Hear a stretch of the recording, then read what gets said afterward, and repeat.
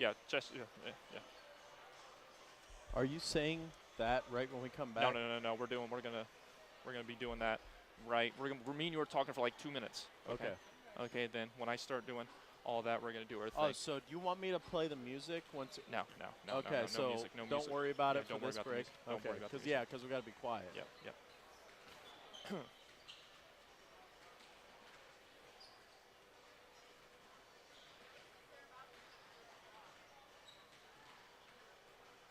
All right. Send it back after this, Manda.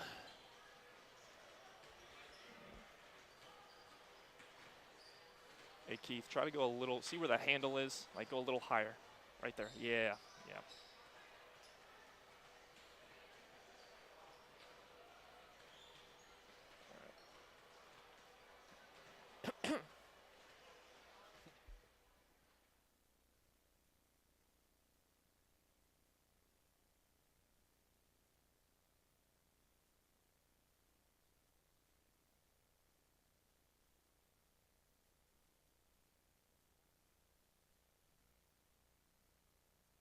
OAC matchup between the Muskingum University Fighting Muskies and the Wilmington Quakers. Hello, everyone. I am Joe Scott, alongside Mr. Michael Pagano, and Rachel Slarp is your sideline reporter for tonight's game. The Quakers are 0-6 in the league so far. They're going to try to get their first win in OAC play, and what's going to be a very emotional night for these Fighting Muskies. Yeah, it sure is. It's going to be a very emotional night, like you said. But they're going to have to try and use that emotion and bring it out onto the court and try and get a W over the Quakers tonight in a very winnable game, in my opinion, for the Fighting Muskies. As like you said, the Quakers are sitting at 0-6 right now in the OAC, and I do expect the Fighting Muskies to come out and play very hard tonight. They're going to try and play hard, very hard indeed. And one player to look out for tonight is Mr. Marcus Dempsey, who's the all-around guy right now for these Fighting Muskie squad. So you know the Quakers are going to try and key on him tonight and hopefully slow him down tonight in this game. Yeah, but he is a tough guy to slow down. He had 57 points to set the school record a few weeks ago in Oberlin, Ohio, as they were playing Oberlin, and he set a school record that was sitting for 106 years. So that just puts into perspective how good Marcus Dempsey really is, and it's going to be hard for the Quakers to slow him down. And on the opposite side, you're going to have Christian Jones, the leading scorer for the Quakers side, and you know the Muskies are going to try very hard to slow him down as well. Yeah, and we'll see if the Muskies are able to do so, but I think the Muskies have a better chance of slowing down Christian Jones than the Quakers have of slowing down Marcus Dempsey. So it's going to be an interesting game tonight and an emotional game. But with that, we are all very excited to get the new year started here at Orbit Media. But sadly, we have to start off 2018 with tragic and sad news. The Muskingum University community lost a member of the athletics family, junior Muskingum University men's basketball player Jarrell Marsh, December 21st.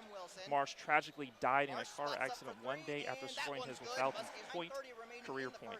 He was 20 years old. Marsh was a business management major at Muskingum. He received multiple OAC accolades during his basketball career, including OAC Freshman of the Year, and most recently was voted to All OAC First Team by the coaches for this season.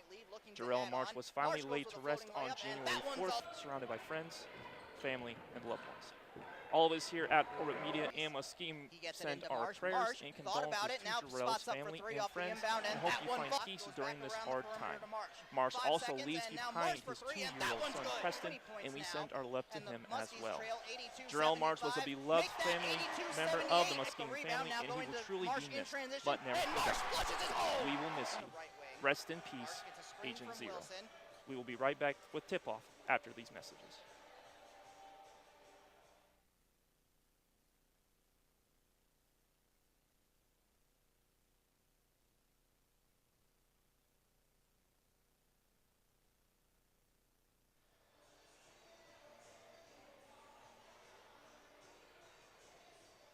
(150/90).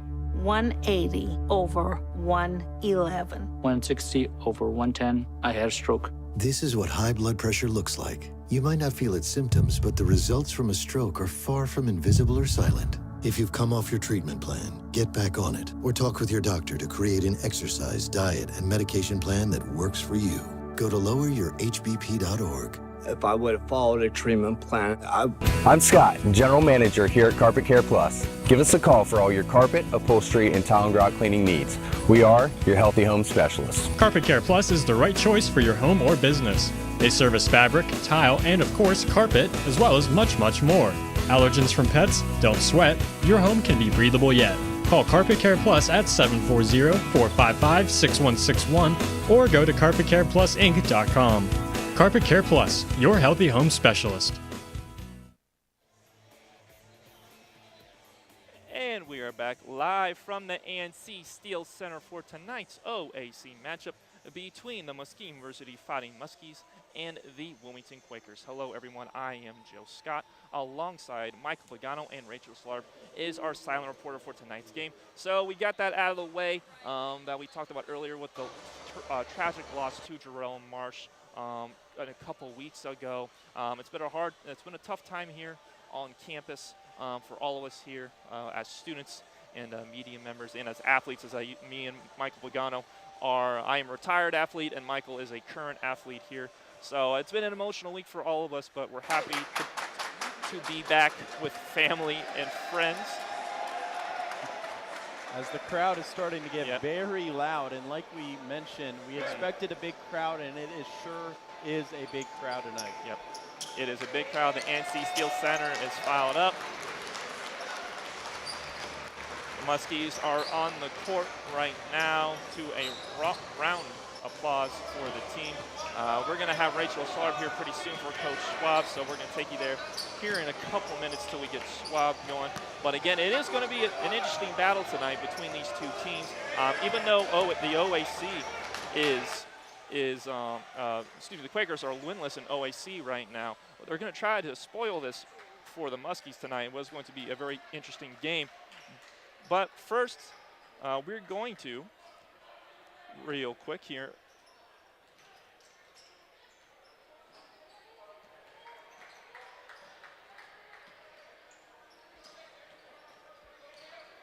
we were going to have a interview with Coach Schwab, but it looks like it's not going to happen right now. So we're just going to keep it right here with me and Michael. But talking about Coach Schwab, it's going to be an emotional night for him. He's probably got a lot on his mind right now. It's going to be an emotional time for him.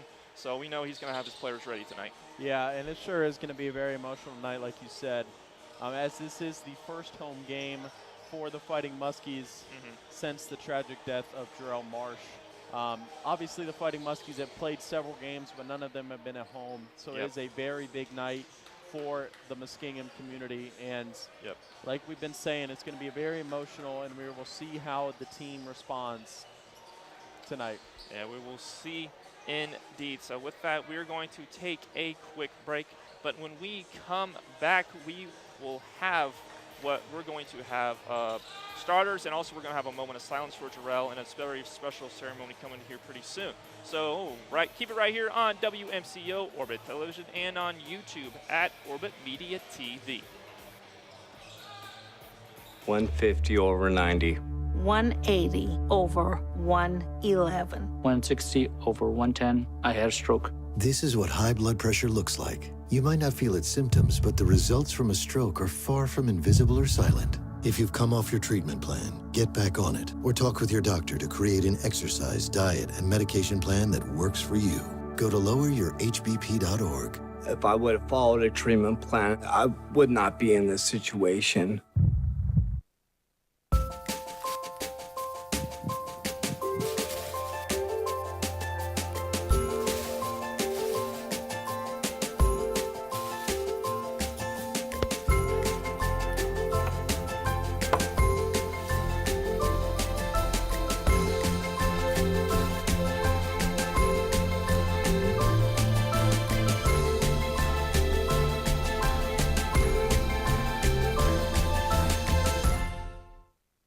I'm Scott, General Manager here at Carpet Care Plus. Give us a call for all your carpet, upholstery, and tile and grout cleaning needs. We are your healthy home specialists. Carpet Care Plus is the right choice for your home or business. They service fabric, tile, and of course carpet, as well as much, much more. Allergens from pets? Don't sweat. Your home can be breathable yet. Call Carpet Care Plus at 740-455-6161 or go to carpetcareplusinc.com. Carpet Care Plus, your healthy home specialist.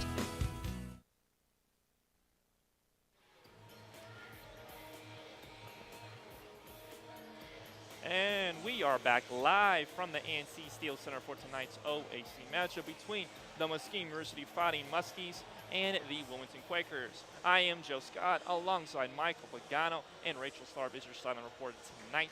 We are about a minute away from tip-off and also from a moment of silence and a ceremony for Jerome Marsh. So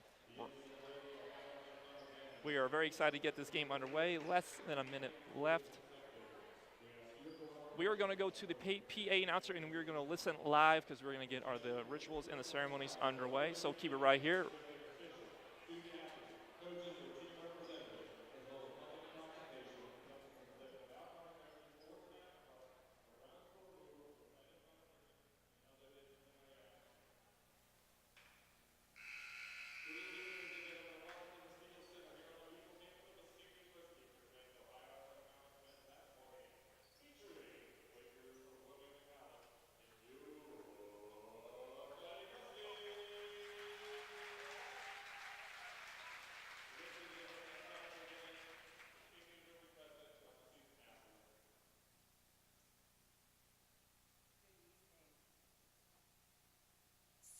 I wish that I could be saying something wonderfully joyful like that announcement, but mine is actually going to be one of profound sadness that I'm sharing, and that is that Muskingum University mourns the tragic loss of junior men's basketball forward Jarrell Marsh.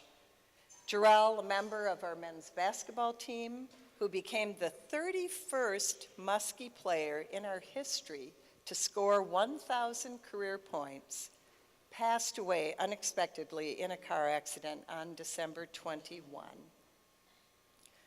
Muskingum offers our heartfelt sympathy to Jarrell's family, to his friends, to his teammates, to everyone who knew him and who was so deeply impacted by this young man who brought us amazing, amazing joy.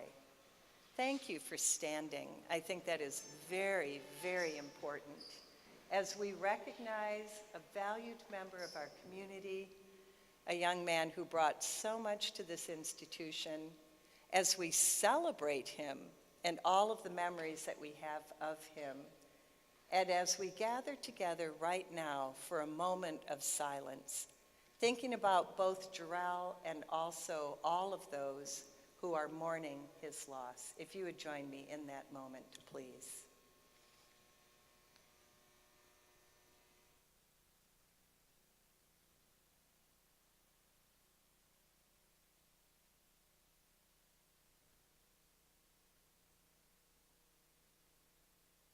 Thank you.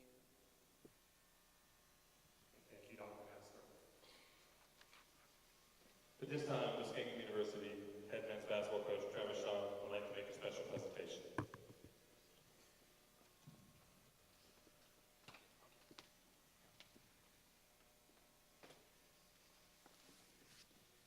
Rome, if you'll step out here, please. Guys, follow in behind him.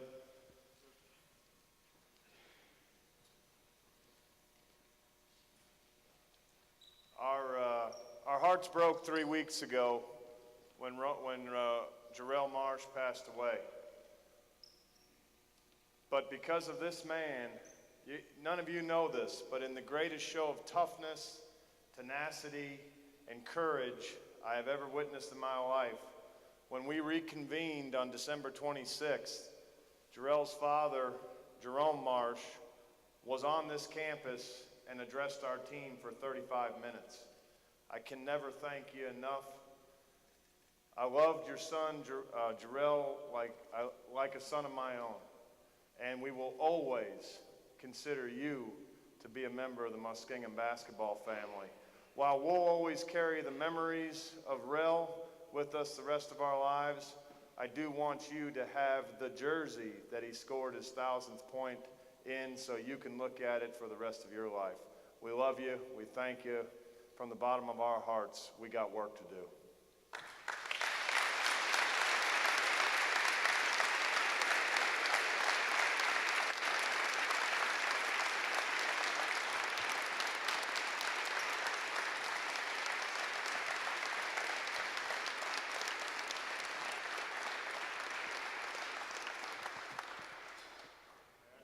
First of all, thank you from the bottom of my heart for all the support, for all the love, for everything you've done for my son in his time here.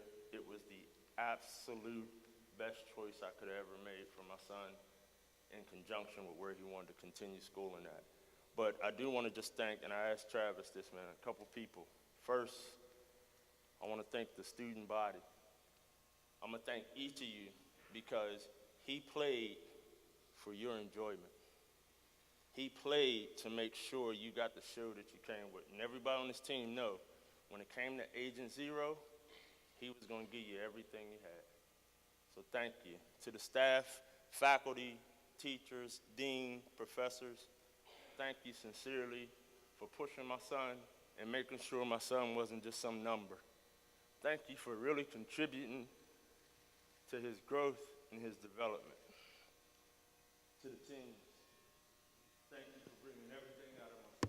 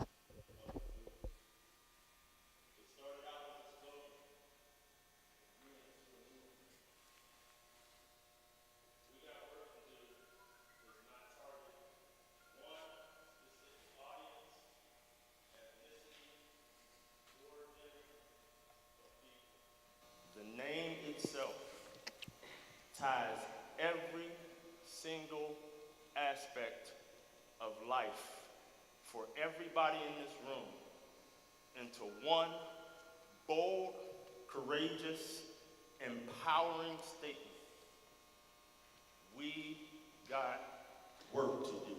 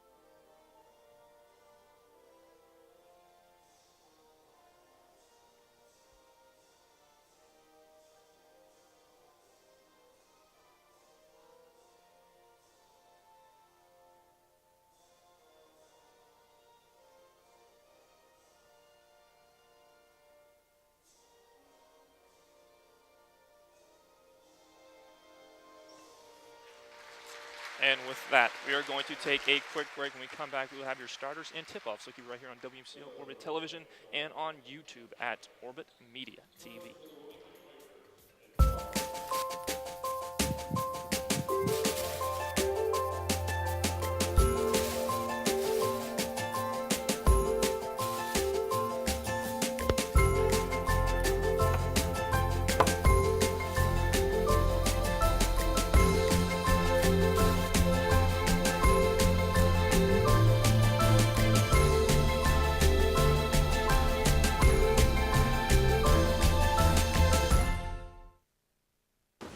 What to expect when you're expecting a teenager. Today we're talking about how to wake up your teen, and this works literally every time.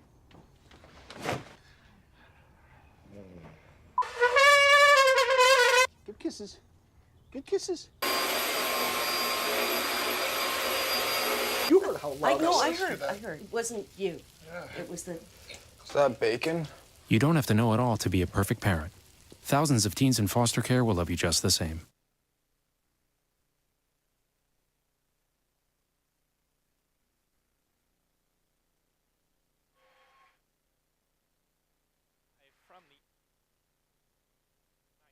OAC matchup between the Muskingum University Fighting Muskies and the Wilmington Quakers. We got the starting lineups being announced right now. We're just a couple minutes away from tip-off.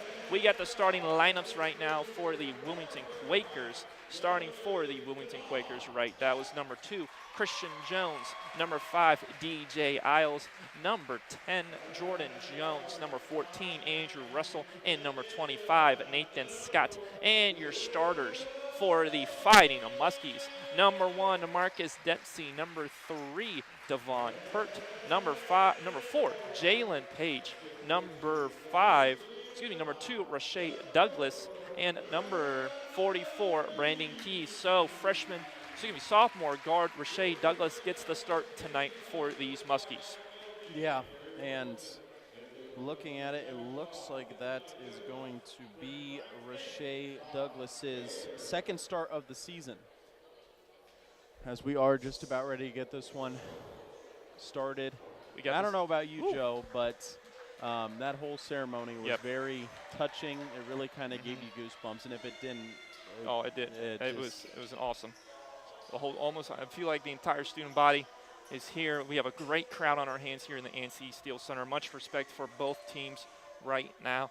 We tried to do the best that we could, getting you guys all that live imaging and that speech that Mr. Marsh made. So we did our best, and glad we were able to show it to you guys. But it's time for this very big game between OAC teams, the Muskies and the Quakers. And we are underway in the ANC Steel Center with the Muskies winning the tip-off, being controlled by number 3, Devon Pert. Pert gets it to Rashay Douglas near the left wing. He drives. His left-handed layup is no good. Contested by a few Quakers, especially number 14, Andrew Russell, and it will stay Fighting Muskies basketball. And throwing in for the Muskies will be Jalen Page underneath the basket. 16 seconds left on the shot clock. He will get it to Marcus Dempsey at the right wing. Dempsey driving. His runner is no good. Rebounded by number 25, Nathan Scott of the Quakers. And it'll be brought up to number 2, Christian Jones. He will kick it out to DJ Isles near the top of the key, being guarded by Page. Gets to number 25, Russell. As they will try and throw it in to Andrew Russell, but he hits it out of bounds, and it will be Fighting Muskies basketball. Early turnover for the Quakers. As Rashay Douglas will throw it in out of bounds. As the Quakers will bring that press, so we're going to see if the Muskies will be able to stop the early press here at the beginning of the game.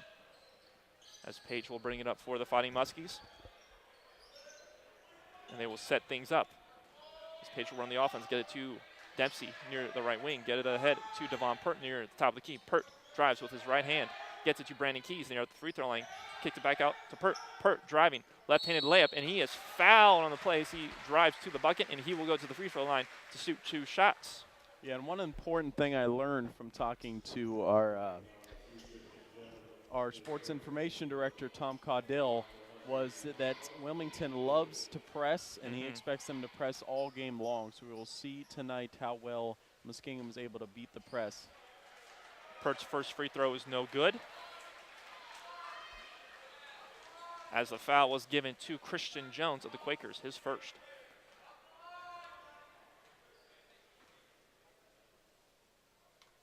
Pert's second free throw is good. 1-0 lead for the Fighting Muskies as they will get it to DJ Isles of the Quakers, and he will bring it up. Gets it to Nathan Scott.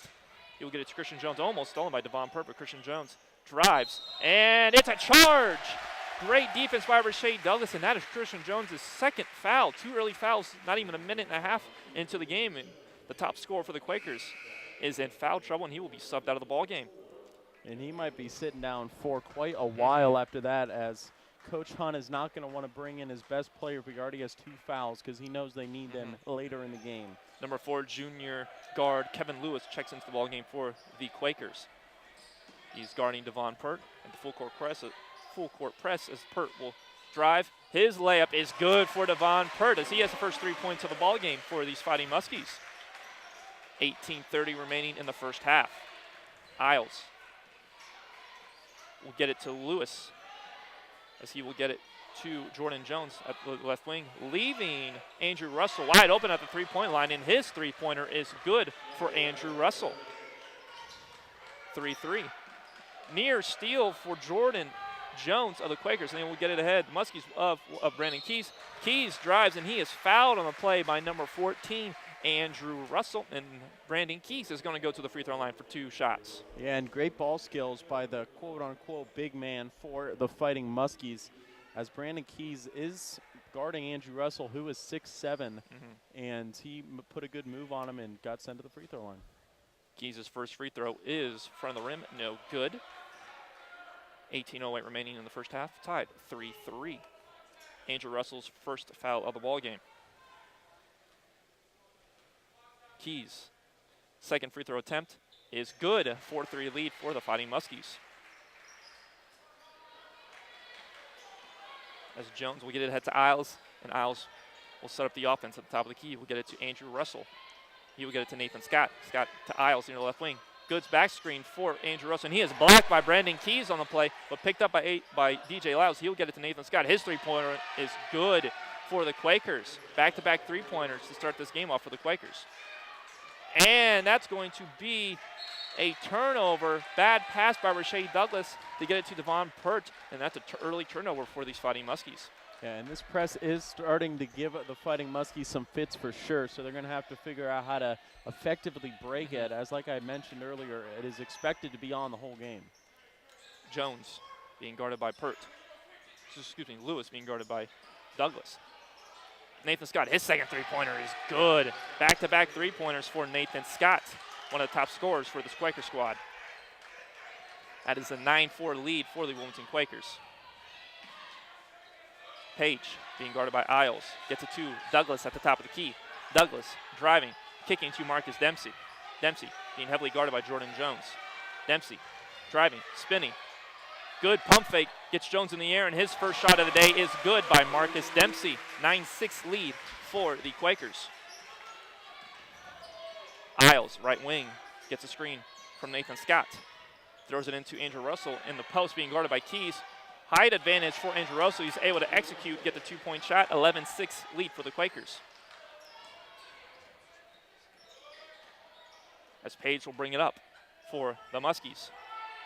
He's going to get a screen from Brandon Keys. To Rashae Douglas. Keys cuts to the basket. Pump fakes. Makes 2 guys miss, and his bucket is good for Brandon Keys. Great pump fake by Brandon Keys to get the easy 2-point shot. Yeah, cool image there as 2 guys, like you mentioned, dove right by Brandon Keys, and he had the easy, wide-open layup. Scott to Isles. Cutting to Russell, and it is overthrown by Isles to Russell. Turnover for the Quakers, and we will have substitutions in for the Fighting Muskies. Checking in is number 23, Jacob Geller, the senior forward, and number 5, Tyler Bardell, the freshman. As Rashae Douglas and Brandon Keys come out, and Jason Peoples will be coming in at the next break as well. And we got a trap and almost a near turnover by the Muskies as Page got into that corner at the trap. Quakers were almost got that turnover, but they knocked it out of play. It will still stay Muskie basketball. As Devon Perk comes out in favor of Jason Peoples. And we have a 30-second timeout. We're going to keep it right here. Early pressure by the Quakers right now. That full court press is giving the Muskies some trouble right now. Yeah, it sure is. They're going to, they'll eventually figure it out, but for now they are definitely struggling with it. But they had to expect it coming into the game, so we'll see how they do as the game goes on. But right now they are definitely having trouble as they have already had an early turnover and almost a second early turnover. Yeah, let's see. I'm pretty sure Coach Rob called that timeout to try and set something up to break that press. You know who's going to try and figure something out here in this next possession. The Muskies are down 11-8 with 16:10 remaining in the first half as Tyler Bardell, the freshman, will throw it in and try to break this press for the Fighting Muskies.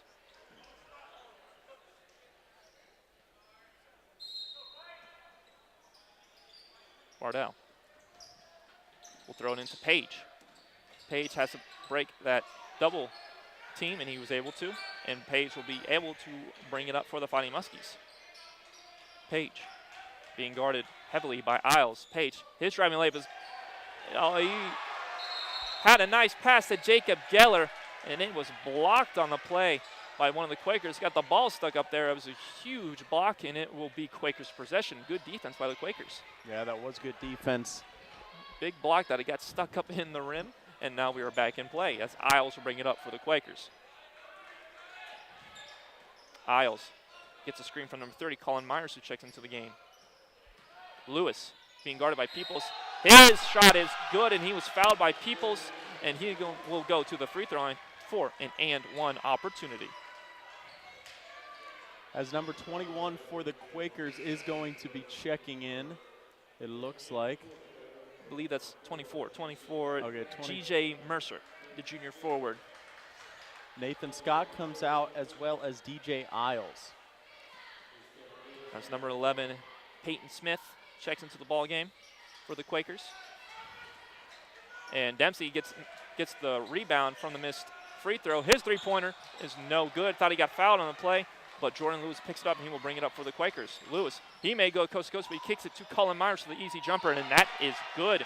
Great coast-to-coast basketball for the Quakers, but they are right back in their press as the Muskies will try and break it, as Tyler Brodell will bring it up, being guarded by Myers, as he will get it to Page, and Page will bring it up, being guarded by Peyton Smith. Page setting things up for the offense. 15-8 lead for the Quakers. 15 minutes remaining in the first half. Dempsey being guarded heavily by Jordan Jones. Gave him a little stare down at the end, but it will be Muskies basketball. Jones is taking the opportunity to guard probably the best player in the OAC right now. Yeah, and Marcus is off to a struggling start right now, but I do expect him to get it going. But like we mentioned in the pregame, Wilmington is definitely bringing the pressure on him early. Geller gets a backdoor from Tyler Bardell, and he's able to score for the Fighting Muskies. 15-10 lead for the Quakers. Good backdoor cut by Tyler Bardell. A beautiful pass there by Jacob Geller. Lewis, his three-pointer off the front of the rim, no good. Good box out by Jacob Geller, and Tyler Bardell is easy rebound for him as he will get it to Marcus Dempsey. Dempsey has to be careful. He's got two Quakers on him.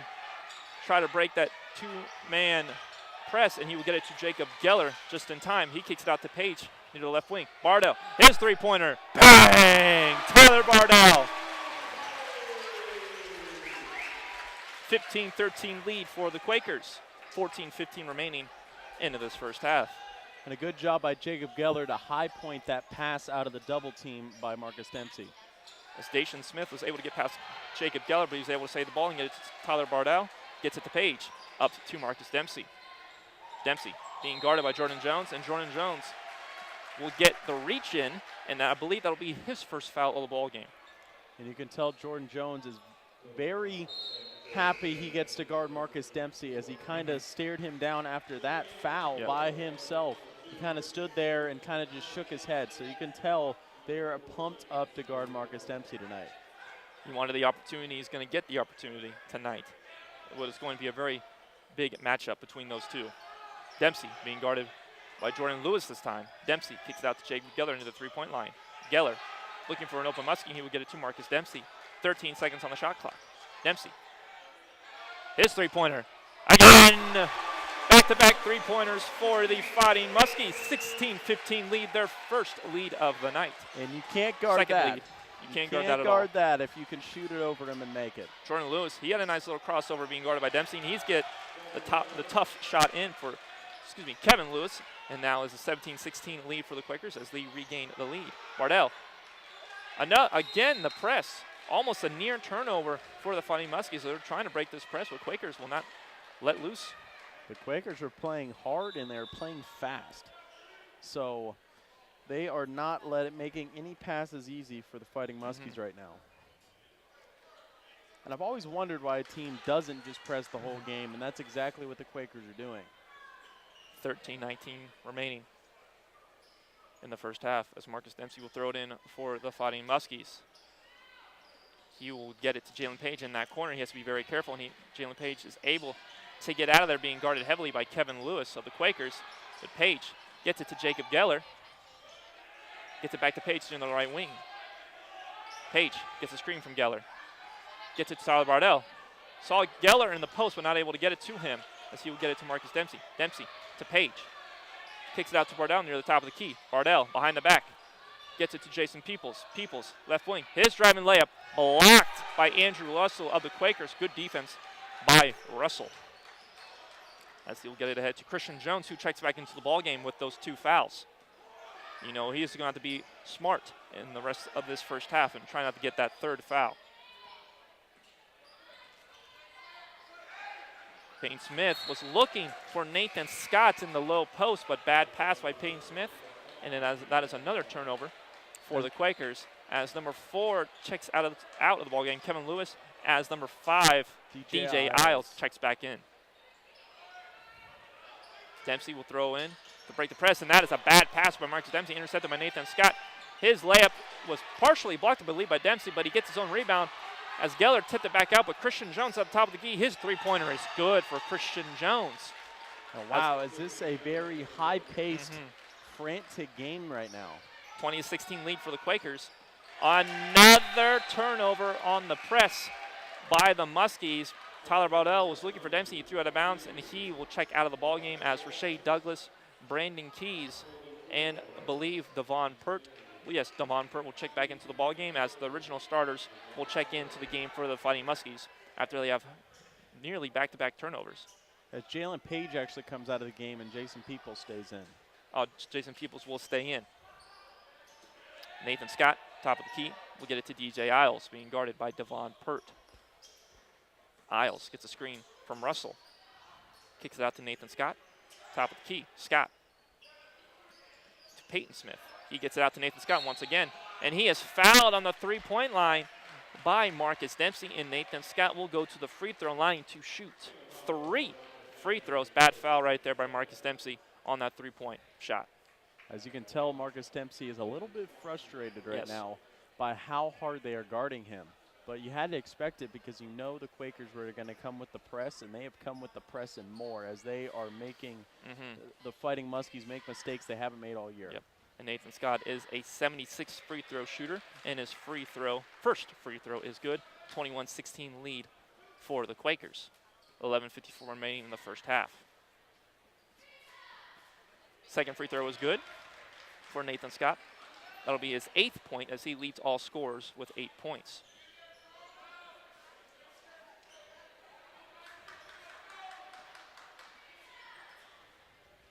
Third free throw on the way, and that is good for Nathan Scott. His 9th point of the game, 23-16 lead for the Quakers. Again, that press, and looks like they're going to get a foul on either Isles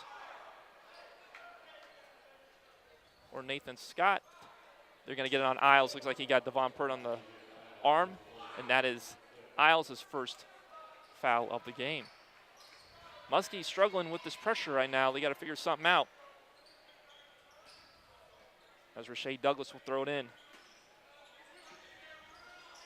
He will get it to Marcus Dempsey near the left wing as Dempsey will bring it up the court at the left wing. Dempsey. Keys was going to set a screen for him, but Dempsey declined. Dempsey being guarded by Isles. Dempsey kicks it out to Jason Peoples. His three-pointer, good. Jason Peoples. His first basket of the game is a three-pointer, 23-19 lead for the Quakers. That is a big shot for the Fighting Muskers right there. They needed that big, and Devon Pert with the steal. Devon Pert, steal, and the shot is good by Devon Pert. As the Quakers bring it up the court, as Peoples stripped it away from Christian Jones, as he was able to beat the defense down. Almost an easy layup for Christian Jones, but Peoples was able to get back on defense and almost had the near turnover, but it will stay Quakers basketball. As Kevin Lewis comes in for DJ Isles. As they will get it to Andrew Russell. He will get it to Peyton Smith. And they will get it to Christian Jones at the top of the key, being guarded by Peoples of the Muskies. Jones calling out the play, gets a screen from Russell. Russell was rolling, did not see him, but they left Nathan Scott wide open on three-point liner again, and that's another three-pointer for Nathan Scott. His third of the night is Nathan Scott, and he has 12 points in the first 10 minutes of this ball game. As they will get it to Brandon Keys, the Muskies, Rashae Douglas will get it back, and he will bring it across for the Muskies, and he will take it in. Nice little spin move by Rashae Douglas, and he is fouled on the play by number 4, Kevin Lewis. Looks like he got a little arm and less ball on the play, and Rashae Douglas will go to the free throw line to shoot 2 free throws. Yeah, I thought they were about to not call that. It was kind of a late call, but he got hacked. They were thinking about it. Me and you both saw it. But Douglas will go to the free throw line. 2 free throws. Rashae Douglas on the year is an 87% free throw shooter. Rims one in. 26-22. Second free throw for Douglas.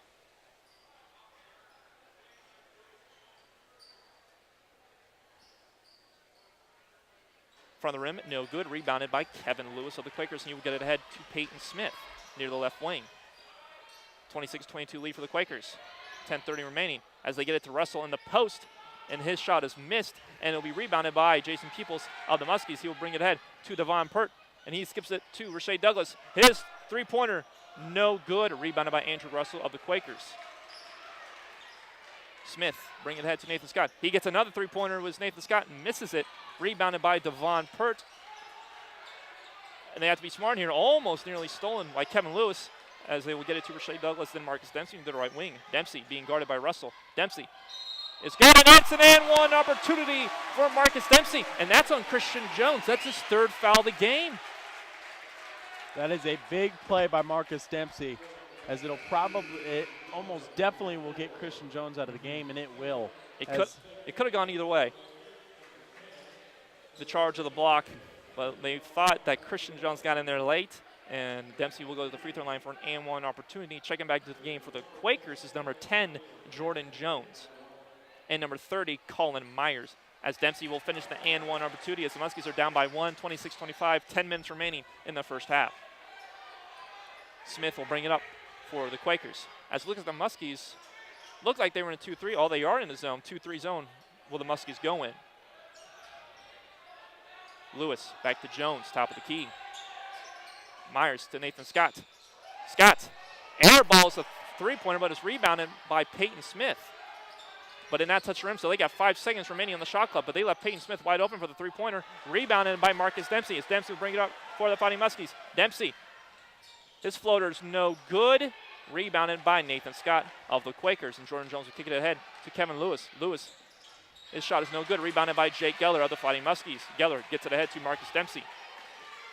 Dempsey weaving through the defenders. He'll get it to Jake Geller. Jake Geller, his three-pointer, no good, but rebounded by Jason Peoples. Back to Rashae Douglas. Douglas going down the baseline, and it's a good layup for Rashae Douglas. 27-26 lead for the Fighting Muskies. That is a first lead in a while for the Fighting Muskies, as they have clawed their way all the way back from down as many as 7 points. And with that, we're going to take a quick break. When we come back, we will have more first half action right here on WMCO, Orbit Television, and on YouTube at Orbit Media TV. I'm Scott, General Manager here at Carpet Care Plus. Give us a call for all your carpet, upholstery, and tile and grout cleaning needs. We are your healthy home specialists. Carpet Care Plus is the right choice for your home or business. They service fabric, tile, and of course carpet, as well as much, much more. Allergens from pets? Don't sweat. Your home can be breathable yet. Call Carpet Care Plus at 740-455-6161 or go to carpetcareplusinc.com. Carpet Care Plus, your healthy home specialist.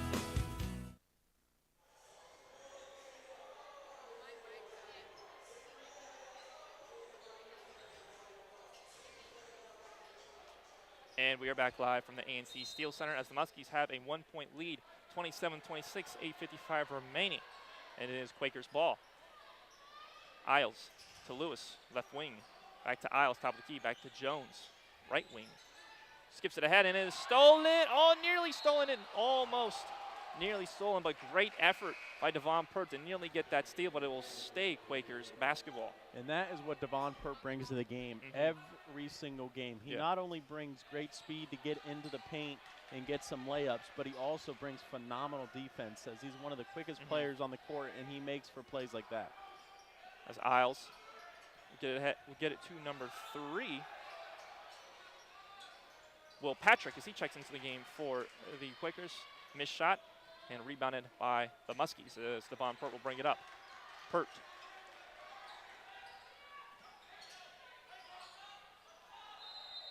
As we may have a foul on the play. It looks like Devon Pert was driving in, and he got tripped up on the play by number 5, DJ Isles. And that may be Isles. Yes, that is Isles' second foul of the night. And it will be a 1-and-1 for the Fighting Muskies. As Pert will go to the free throw line. For 1-and-1. First free throw is good for Devon Pert. 20-26 lead. And checking into the game for the first time tonight for the Fighting Muskies is number 33, freshman Justin Cork. As Rashae Douglas will come out. Pert's second free throw is no good. Rebounded by Will Patrick of the Quakers, and you get it ahead to DJ Isles. Isles back to Patrick, and you're top of the key. Patrick, as the Muskies are sitting in that 2-3 zone. Patrick kicks it to Jordan Jones. Jones, right wing, he drives, and his layup is good. Great driving layup by Jordan Jones. We got a tie ball game with 8 minutes remaining, 28-28. Pert. To Cork, near the right wing. You get it to Jalen Page, near the left wing. Page will get, miscommunication by him and Marcus Dempsey, and that's a turnover by the Muskies, but Will Patrick will get it, and he will get the and-one opportunity as Page was moving to try to get that charge, but to no avail. And-one opportunity for Will Patrick of the Quakers.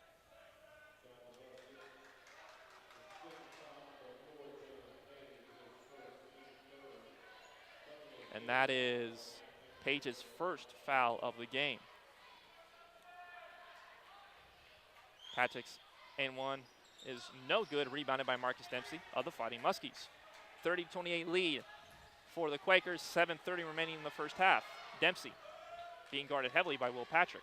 Dempsey driving, floater, no good for Marcus Dempsey, and is rebounded by Will Patrick of the Quakers. And Will Patrick will get it to Isles, and he will get it to Jordan Jones. Jones driving, being guarded by Cork. Good defense by Justin Cork. Colin Myers with his three-pointer, his first shot of the game. Second shot is good by Colin Myers. 33-28 lead for the Quakers as the Muskies will break the press. Devon Pert will get it to Marcus Dempsey. Dempsey pump fakes his three-pointer off the front of the rim. No good. Rebounded by Colin Myers of the Quakers, and DJ Isles will bring it up to Will Patrick. Patrick steps back. Three-pointer no good. Rebounded by Jalen Page as Page will bring it up. Page takes the hit. Layup is no good. Rebounded by Andrew Russell. The Quakers up and back for this game right now, and the Quakers will slow things down with Isles. That is what both teams need for sure. They just need to slow it down. They're just still playing at a frenetic pace, and it's really not going well for either team right now.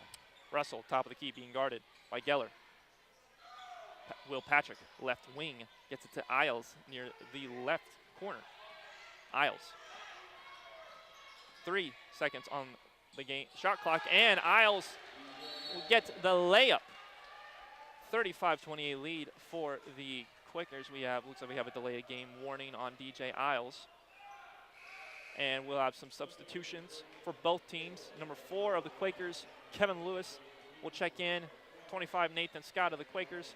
And for the Muskies, checking into the ball game for the first time, Aaron Gelkin. And Justin Cork is still in the game, so it'll be Aaron Gelkin. People's three-pointer is good. His second of the night.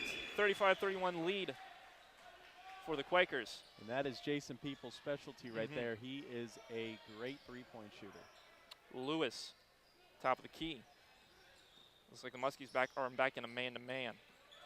Nathan Scott driving against Cork. Shot is no good, rebounded by Jacob Geller. Good defense by Justin Cork.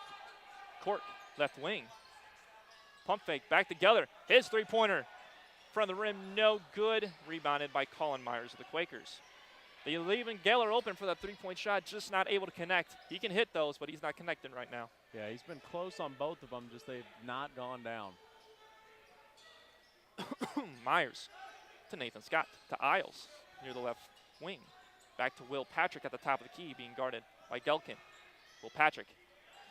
Believe that might have been blocked by either Gelkin or Geller, but it was off of Will Patrick, and it will be Fighting Muskie basketball. And number 44 of the Muskies, Brandon Keys, will check back into the ball game. And for the Quakers, number 24, G. Shea Mercer. And Jordan Jones checks back into the ball game for the Quakers.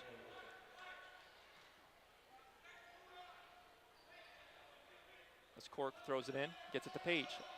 Again, a 2-2-1 defensive look for the Quakers. And they got away with it. They got it over and back on the Quakers. As the Quakers had the steal, then one of the players threw it back to another player who was just a couple feet outside.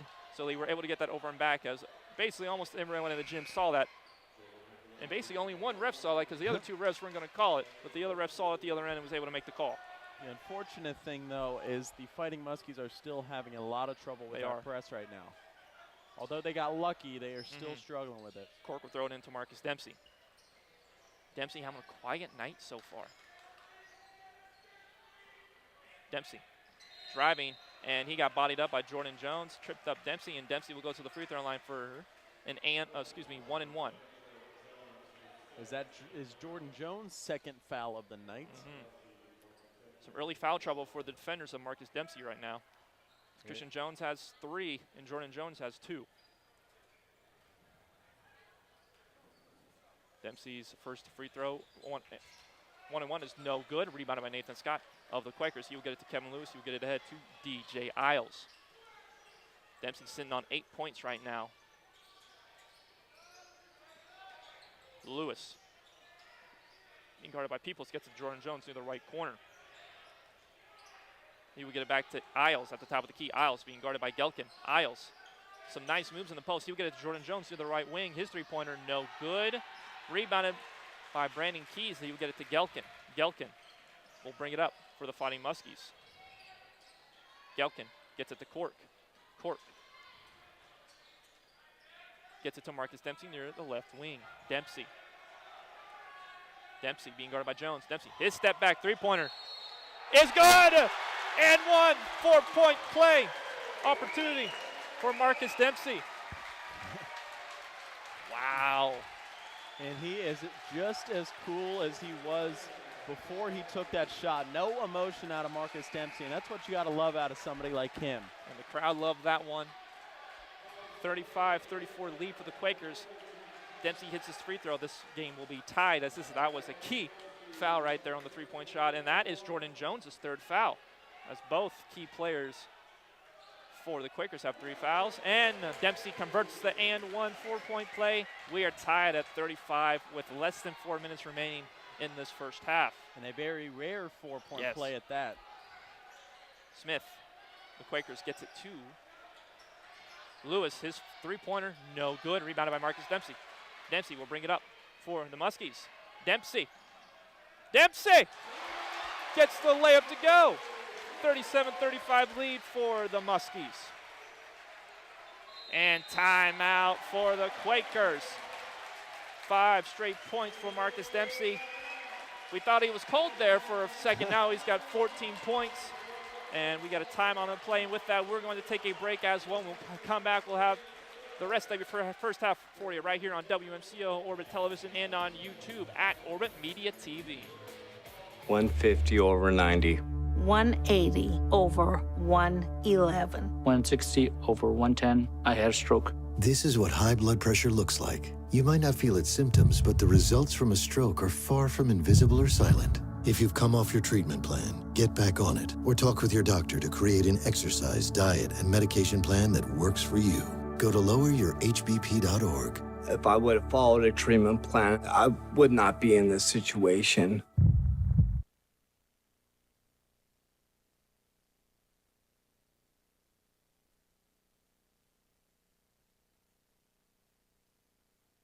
And see Steele Center as the Muskies have a 2-point lead with 3:24 remaining as the Muskies. And Marcus Dempsey, he's got 5 straight points right now. Hit a 4-point play and then had a driving layup. Quakers call a timeout, and Dempsey's on a little bit of a roll right now. Yeah, and one thing you can't do is let him get hot. Once he gets hot, he is the best player in the OAC. Yeah. So, not that he isn't without being hot, but he is one of those guys that just is a very streaky player. As the Quakers will bring it up, Peyton Smith being guarded by Peoples. Smith gets a screen from Mercer. Smith looking, gets it to Patrick.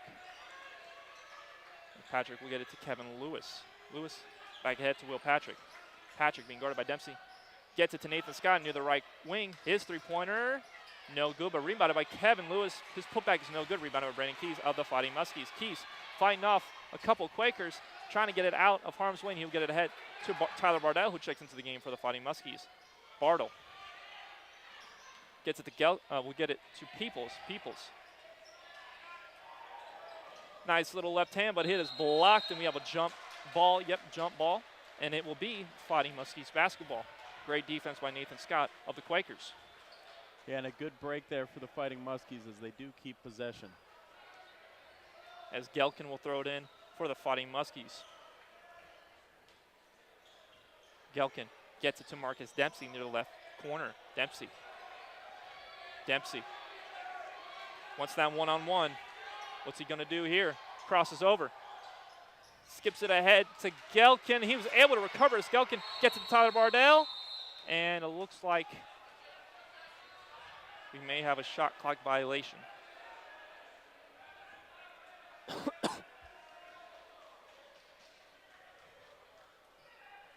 see what they Shot clock says he has 2 seconds left.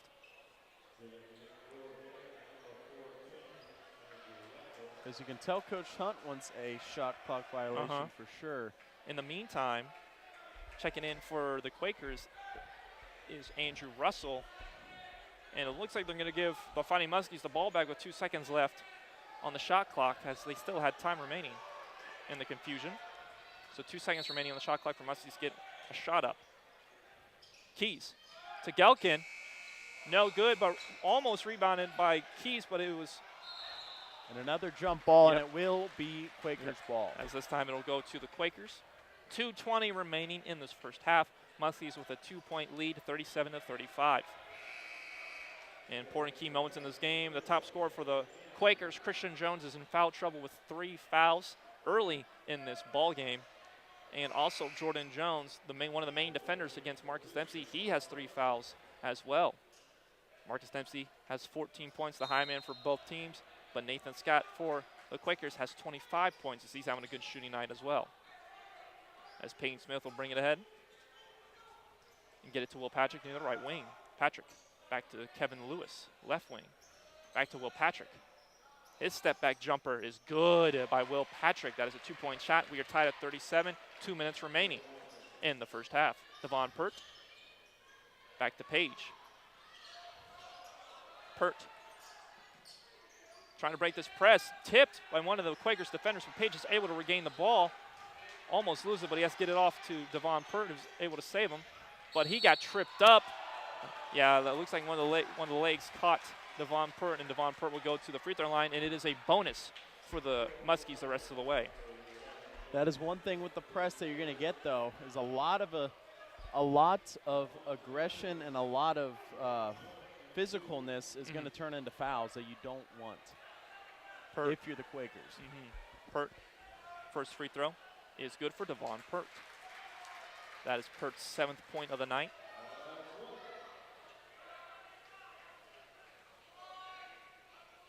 Second free throw attempt for Devon Pert is good. 39-37 lead for the Fighting Muskies. 1:40 remaining in the first half. Peyton Smith will bring it up for the Quakers, being guarded by Page. Smith drives, kicks it to Kevin Lewis, and he will get it to Will Patrick near the left wing, being guarded by Marcus Dempsey. Gets a screen from Andrew Russell. Patrick driving, nice little move to get past Brandon Keys, and he's able to tie the ball game up at 39. Tyler Bardell looking for someone, gets it to Brandon Keys.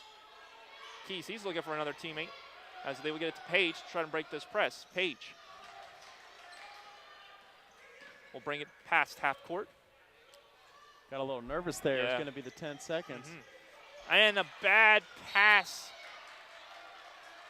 And it was nearly stolen by Will Patrick as Page had made a bad pass to Marcus Dempsey. It was tipped lastly by Will Patrick of the Quakers, and it will stay Fighting Muskie basketball. That is one thing I've noticed is you cannot have any soft passes against the Quakers because they will pick them off. 10 seconds remaining on the shot clock. Dempsey sees the clock. Dempsey will probably take this shot. He's being guarded heavily by Will Patrick. Dempsey, he's got 3 seconds. Dempsey's got to get a shot off. He doesn't see the clock, and that is a shot clock violation. Great defense by Will Patrick of the Quakers. Tied at 39, 48 seconds remaining. Great defense by Will Patrick of the Quakers. And great defense in general for the Quakers so far in this game as they've been playing phenomenal defense, getting a lot of turnovers by the Fighting Muskies. 40 seconds remaining. Will Patrick near the left wing. He was left open. Three-pointer is good for Will Patrick. 42-39 lead for the Quakers. Tyler Bardell will get it to Devon Pert, but he guarded heavily in that corner by 2 defenders. He's able to spin out of that one. Was Devon Pert. Devon Pert sees an open lane. Rebounded by Brandon Keys. Clean up the missed shot by Devon Pert. 41-42. 11 seconds remaining as the Quakers take this last shot. 8 seconds, 7 seconds. We got 6, 5. Patrick, he wants the three-pointer. Bang! Will Patrick beats the buzzard, and the Quakers take a 45-41 lead into halftime as Will Patrick had a nice little showing there to end that first half.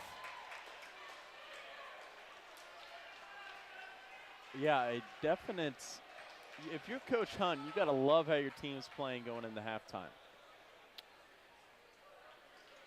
And it looks like we will not be able to get Coach Schwab right now.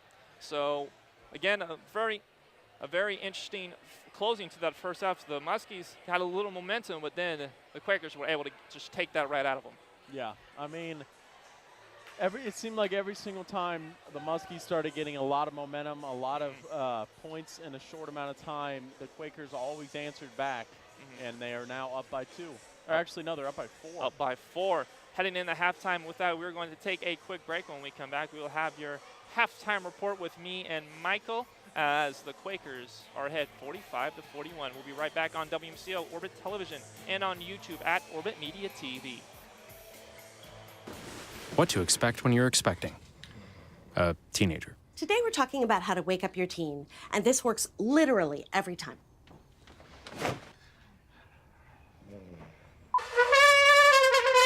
Good kisses.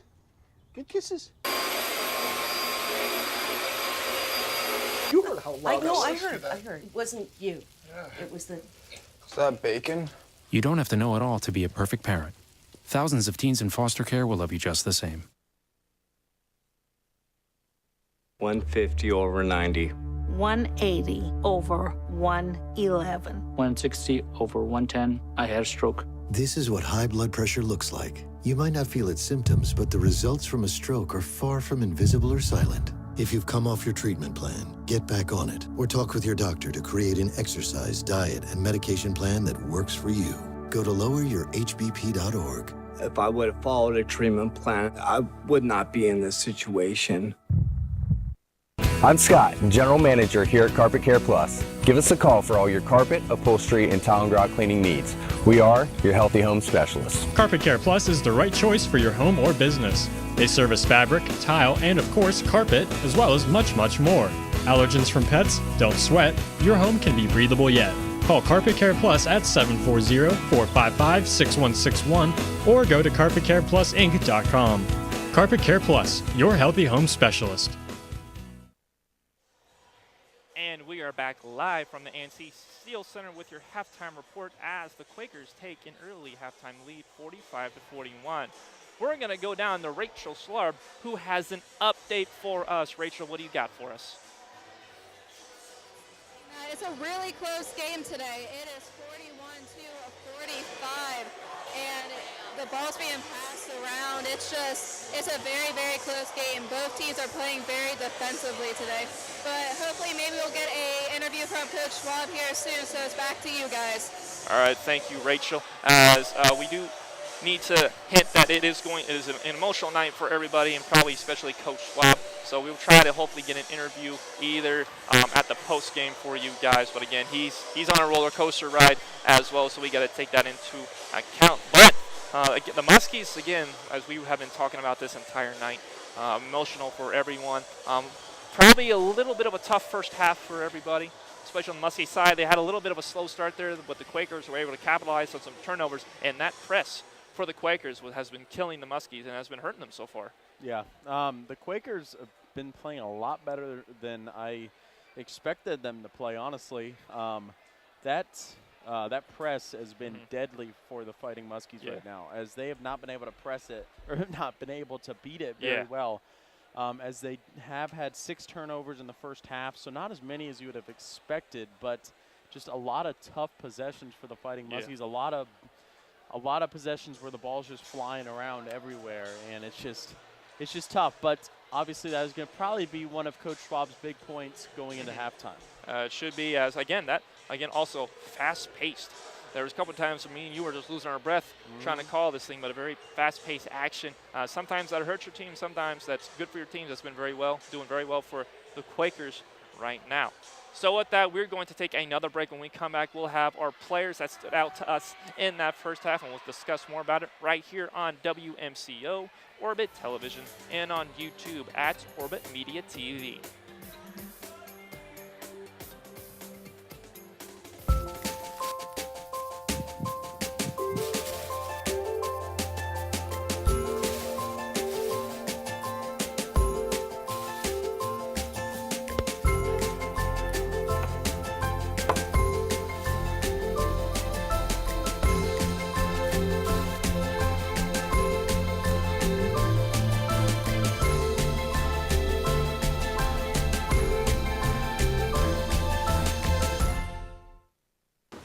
What to expect when you're expecting a teenager. Today we're talking about how to wake up your teen, and this works literally every time.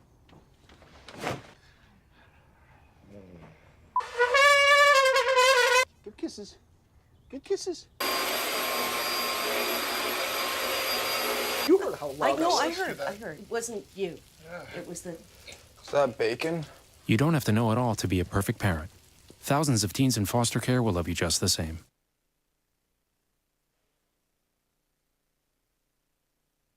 150 over 90. 180 over 111. 160 over 110. I had a stroke. This is what high blood pressure looks like. You might not feel its symptoms, but the results from a stroke are far from invisible or silent. If you've come off your treatment plan, get back on it or talk with your doctor to create an exercise, diet, and medication plan that works for you. Go to loweryourhbp.org. If I would have followed a treatment plan, I would not be in this situation.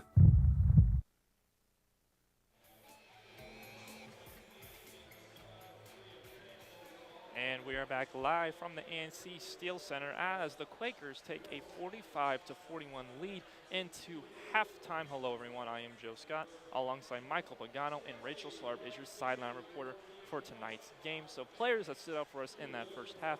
One of the players that we were hoping to do a little better than he did, Marcus Dempsey. He had 14 points so far, but has been struggling so far tonight, but hopefully he'll try and get things going here in the second half. Yeah, and that's just a testament to the defense of the Quakers, as they've been playing tough defense on him all night long. They have not been letting him get any shots, and the shots he has been making have been very attested. And one of those was that step-back three he made where he got fouled and made the free throw, but that was no easy shot. So we're definitely going to look for him to try and get better shots in the second half. And another guy that has done pretty well so far, at least defensively, has been Tavon Pertz, and he's also had a good night offensively, but you can definitely tell that he just brings a good energy on defense, and he's been really able to match the toughness of the Quaker defense. Yeah, it's really been them two so far, as again, Dempsey has 14 points, Tavon Pert has 8, and in third, Jason Peoples, he's 2 for 2 from the three-point line. He's played very well in the time he has, and that's what he does. Coach tells him, hey, go make a three-point shot. He's made 2, so he's doing well for himself coming off the bench. Yeah, he really is. And like I said earlier, that is what he is there to do. He is there to take threes and make threes, and that's exactly what he's doing. And I look for him to maybe shoot some more threes if he gets open shots in the second half. And hopefully he can continue to do that in the second half. Now we go to the Quaker side of things. Their star player, Christian Jones, he only has 1 total point so far, ladies and gentlemen. It's because he had early foul trouble to begin this game. 2 fouls in about over a minute and a half in this game, and then he got his 3rd foul later in the game, and he had to sit basically most of that first half. And you know, they missed that offensive presence in that first half, but players like we talked about in pregame stepped up in his absence. Nathan Scott, he's got 12 points, and then Will Patrick off the bench has 12 points in place of Christian Jones. So those two guys, Scott and Patrick, have played very well without Christian Jones having an impact. Yeah, and those guys combined have made 5 big threes. They are 5 of 10 from the three-point line, so they are shooting very well from downtown. And like you said, they have been able to step up in the absence of Christian Jones, which doesn't really shock us because they are the other 2 guys that average the most points on the team.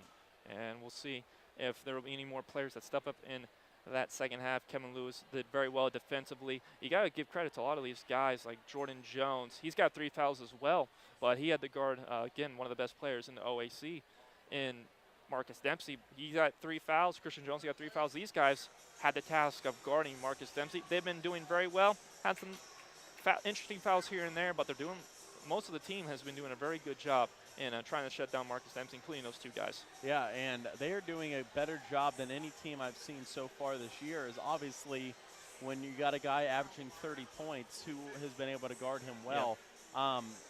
But obviously Marcus Dempsey's still been able to put up 14 points in the first half, so that is obviously not too bad a half. It's pretty, you're doing pretty well for yourself if you have 14 points in the first half, and you're expected to do even more than that. So we'll see what Marcus Dempsey's able to do. You know he's probably going to come out with a little bit of fire in the second half because you know he's going to want to be able to do better because you know he's probably disappointed with how he played in the first half. Yeah, we're going to see if Marcus Dempsey will be able to come back in that second half and just maybe explode from one of those games here. And also you got to go back to the Muskie side. The freshmen have been getting a lot of solid minutes here.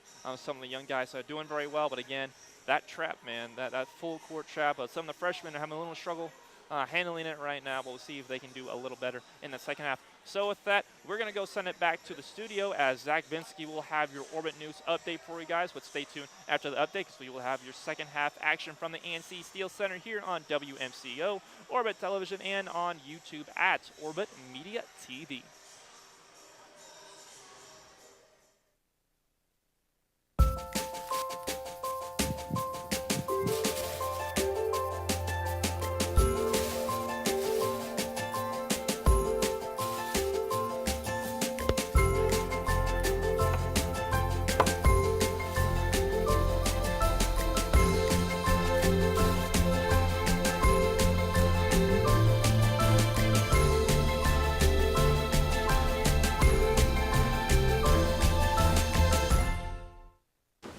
What to expect when you're expecting a teenager. Today we're talking about how to wake up your teen, and this works literally every time.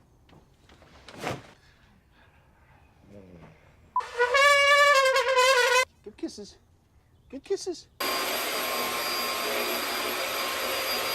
You heard how loud I know, I I heard. It wasn't you. Yeah. It was the Is that bacon? You don't have to know it all to be a perfect parent. Thousands of teens in foster care will love you just the same. 150 over 90. 180 over 111. 160 over 110. I had a stroke. This is what high blood pressure looks like. You might not feel its symptoms, but the results from a stroke are far from invisible or silent. If you've come off your treatment plan, get back on it, or talk with your doctor to create an exercise, diet, and medication plan that works for you. Go to loweryourhbp.org. If I would have followed a treatment plan, I would not be in this situation. I'm Scott, General Manager here at Carpet Care Plus. Give us a call for all your carpet, upholstery, and tile and grout cleaning needs. We are your healthy home specialists. Carpet Care Plus is the right choice for your home or business. They service fabric, tile, and of course carpet, as well as much, much more. Allergens from pets? Don't sweat. Your home can be breathable yet. Call Carpet Care Plus at 740-455-6161 or go to carpetcareplusinc.com. Carpet Care Plus, your healthy home specialist.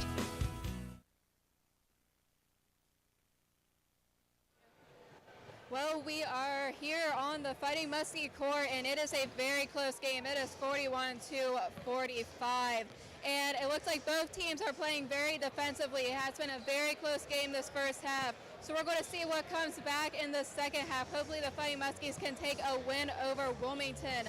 But until then, as you can see behind me, that both teams are now back on the court, warming up once again for the second half.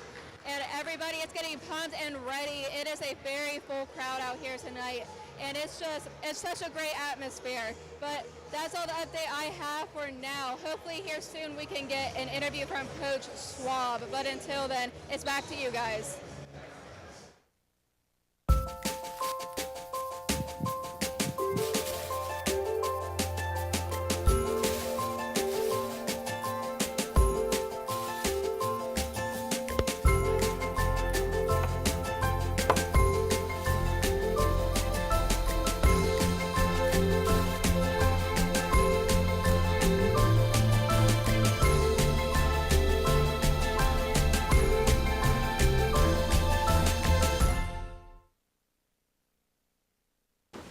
What to expect when you're expecting a teenager. Today we're talking about how to wake up your teen, and this works literally every time.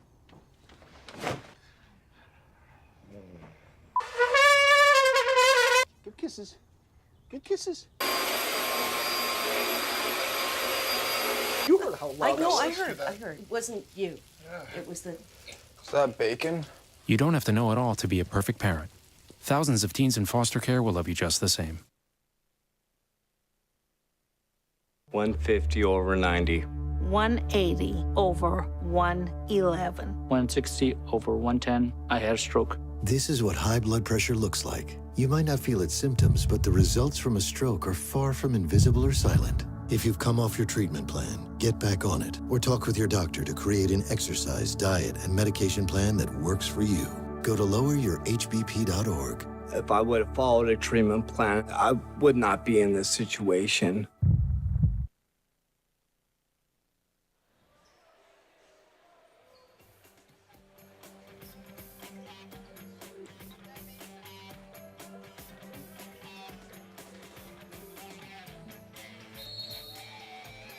And we are back live from the ANC Steel Center for second half action, and we are underway from the ANC Steel Center as the Muskies take the possession with Jalen Page getting to Rashae Douglas, but it was a bad pass to Marcus Dempsey and an early turnover to start this second half, and not a good start from the Fighting Muskies.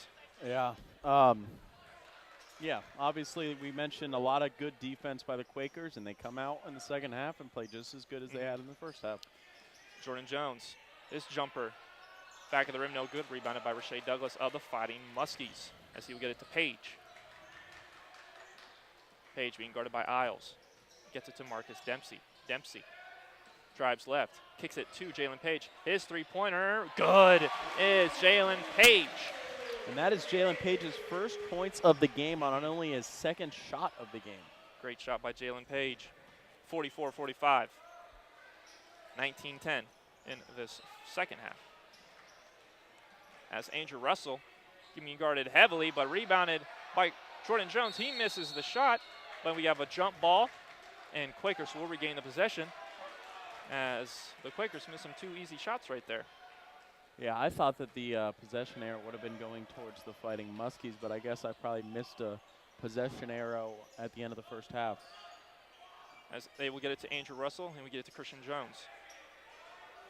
And Isles will bring it up to the top of the key. You get it to Andrew Russell, his left wing 3 for back of the rim, no good. And it was last touched by Devon Pert of the Fighting Muskies, and Quakers will retain the possession as the shot clock will restart. Yeah, and it looked like Jalen Page could have potentially tried and grab that one before it went out of bounds, but he decided to let it go. Isles gets it to Jones, left wing. Nice cut by Andrew Russell, and it is stolen by Brandon Keys with great hustle, and he will get it to Marcus Dempsey. Dempsey being guarded by Jordan Jones. Dempsey crosses him over, drives with the left-handed shot, and it is good by Marcus Dempsey. Tough little leaner. He's able to get the go and get the Muskies the 1-point lead, 46-45. Jones, great cut by Isles, and that is an easy layup for the Quakers. Nice give and go by Christian Jones and Isles.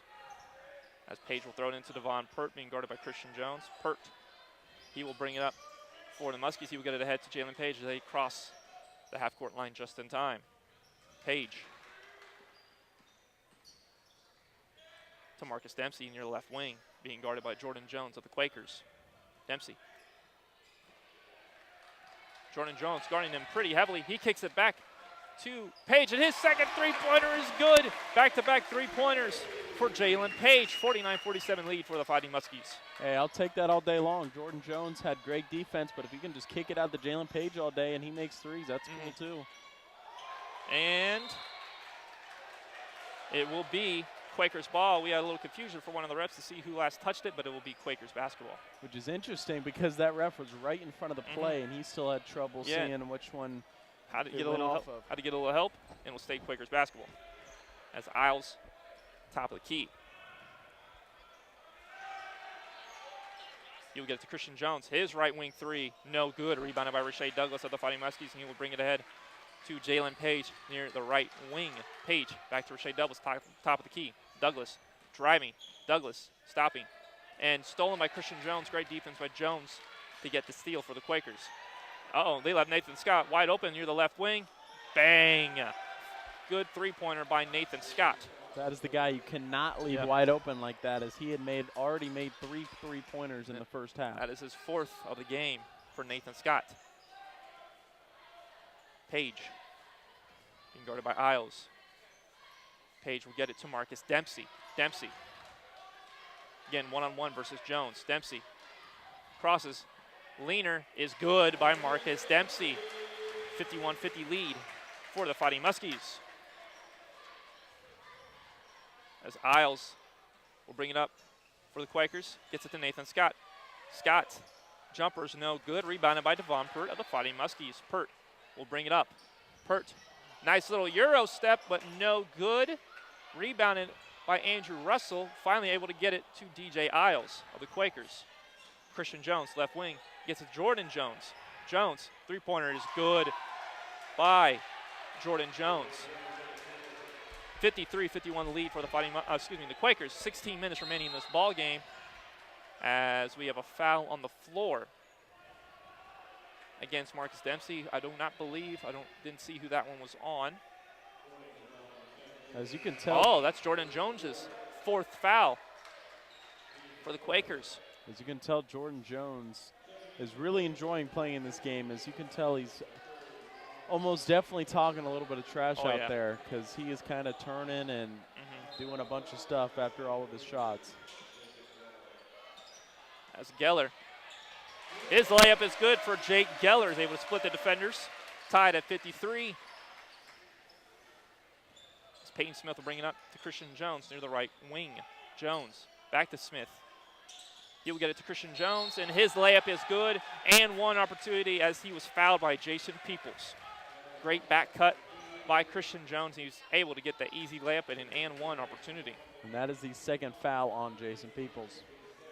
55-53 lead. That will make it for the Quakers. Back and forth in the scoring for both of these teams. Jones's free throw is good as he converts the and one opportunity. And Kevin Lewis will check into the game for Christian Jones. Again, Jones does have those 3 fouls.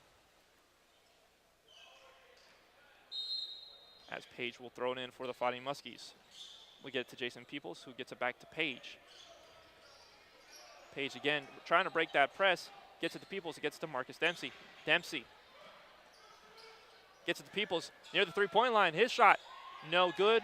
Then rebounded, and we may have an over the back. Yes, over the back on Jake Geller. And Quakers will get the possession.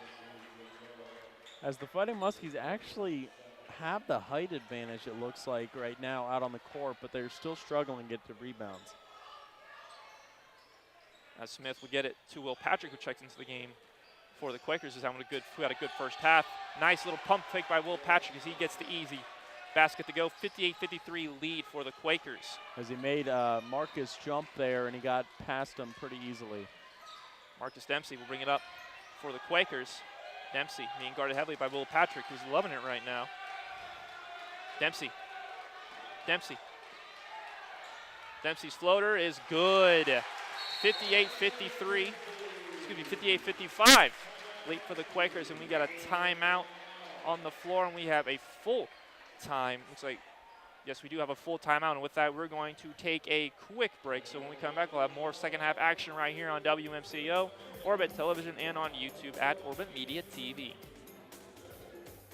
I'm Scott, General Manager here at Carpet Care Plus. Give us a call for all your carpet, upholstery, and tile and grout cleaning needs. We are your healthy home specialists. Carpet Care Plus is the right choice for your home or business. They service fabric, tile, and of course carpet, as well as much, much more. Allergens from pets? Don't sweat. Your home can be breathable yet. Call Carpet Care Plus at 740-455-6161 or go to carpetcareplusinc.com. Carpet Care Plus, your healthy home specialist.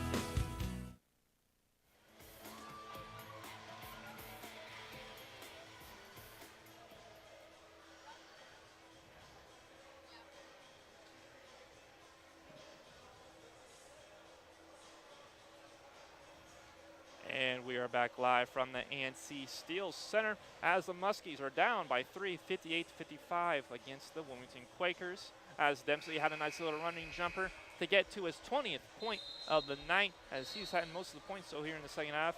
And also Jalen Page has hit some clutch three-pointers. But again, Will Patrick and company for the Quakers are making some big-time shots to keep this lead right now. Yeah, as the Quakers are not going away, as they have the three-point lead right now. It is 58-55, but every time it looks like the Muskies are going to try and pull away, the Quakers just hold the fort down. Payne Smith will bring it up. 150 over 90. 180 over 111. 160 over 110. I had a stroke. This is what high blood pressure looks like. You might not feel its symptoms, but the results from a stroke are far from invisible or silent. If you've come off your treatment plan, get back on it, or talk with your doctor to create an exercise, diet, and medication plan that works for you. Go to loweryourhbp.org. If I would have followed a treatment plan, I would not. Page able to escape the pressure. Gets a screen from Jake Geller. Gets it to Tyler Bardell, who checks into the game for the Fighting Muskies. Gets it to Jason Peoples. Peoples gets it to Jake Geller. Geller picked up his dribble, now looking for an open teammate. He will get it to Jalen Page. Page gets a screen from Jake Geller. Almost loses the ball as Jalen Page. He's got 5 seconds on the shot clock.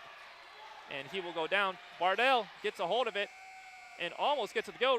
Almost rebounded by Jason Peoples. Great hustle, just not able to get the ball. Again, the defensive pressure by the Quakers right now is hurting these Muskies and getting them into shot clock violation trouble. Because that is their 9th turnover of the game, and it honestly looked like Tyler Bardell traveled before he shot that three, but they did not call it. Yeah, got a little lucky, got a little giddy up on that one. But Will Patrick will get it for the Quakers. His step back, Jay, is good. Will Patrick, back-to-back baskets for Will Patrick. His 19th point of the night, off the bench, by the way, ladies and gentlemen. Yeah, and you can tell he is starting to feel it. Jalen Page gets it to Geller, who gets it to Bardell as they break the pressure and the press, as they will get it to Dempsey near the top of the key. Dempsey driving. His layup is good as Marcus Dempsey, his 22nd point of the night. Muskies trailing 63-57 with 13:05 remaining in this ball game. Peyton Smith drives, try to get it to Colin Myers, not able to get it to him, but Colin Myers was able to pick it up. Kicks to Kevin Lewis near the right corner. Lewis being guarded by Jake Geller. Looking for Colin Myers, but he skips it ahead to Peyton Smith near the left wing. His three-pointer, no good. And it'll be last touch by Colin Myers of the Quakers, and Muskies will retain the possession. As Aaron Gelkin and Devon Pert come into the game for Jalen Page and Jason Peoples. Again, Devon Pert has 8 points on the night so far. As Gelkin will get it to Marcus Dempsey, being guarded heavily by Will Patrick. Gets it to Gelkin to break the press. Gelkin driving, sees an open lane. His layup is no good, but it is almost put back by Jake Geller, but he gets his own miss, and he puts it back up. 63-59 lead for the Quakers. Great effort by Jake Geller to get that put back. Smith being guarded by Geller. Smith blocked by Jake Geller, but Colin Myers picks up the miss. Geller was able to affect that one. It's picked up by Devon Pert of the Fighting Muskies as they get it to Marcus Dempsey. Dempsey makes Peyton Smith miss, and he gets the foul. It is Peyton Smith. That is his second of the game. 12:08 remaining, 63-59 lead for the Quakers. Checking back into the Quakers will be Andrew Russell, and number 5, DJ Isles, and number 2, Christian Jones, checks back into the game with those 3 fouls. As it will be, Gelkin is going to be doing the inbounds passing. As he will get it to Devon Pert near the right wing, being guarded by Christian Jones. Pert almost loses the ball, but able to regain it. Gets a screen from Tyler Bardell. Back to Tyler Bardell. His three-pointer. Bang! Tyler Bardell, the freshman, 63-62.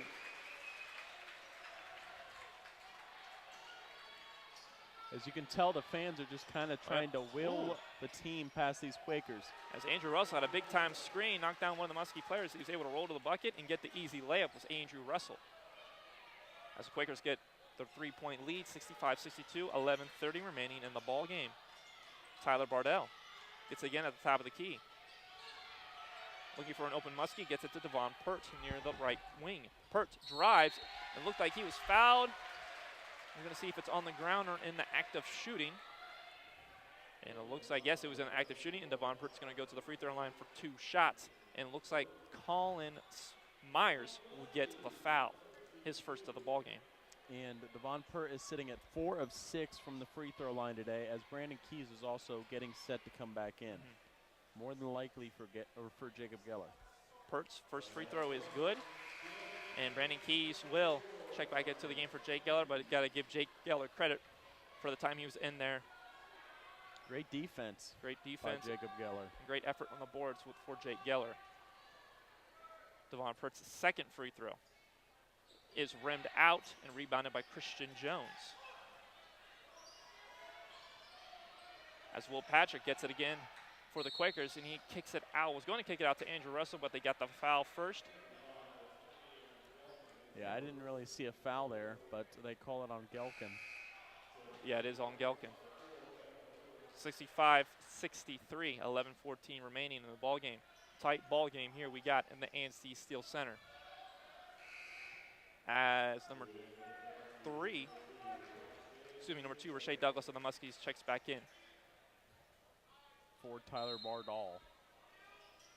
As they throw it to Andrew Russell, but great defense by Gelkin to strip it away from Andrew Russell. He would get it ahead to Marcus Dempsey, who's able to save it and get it back to Gelkin.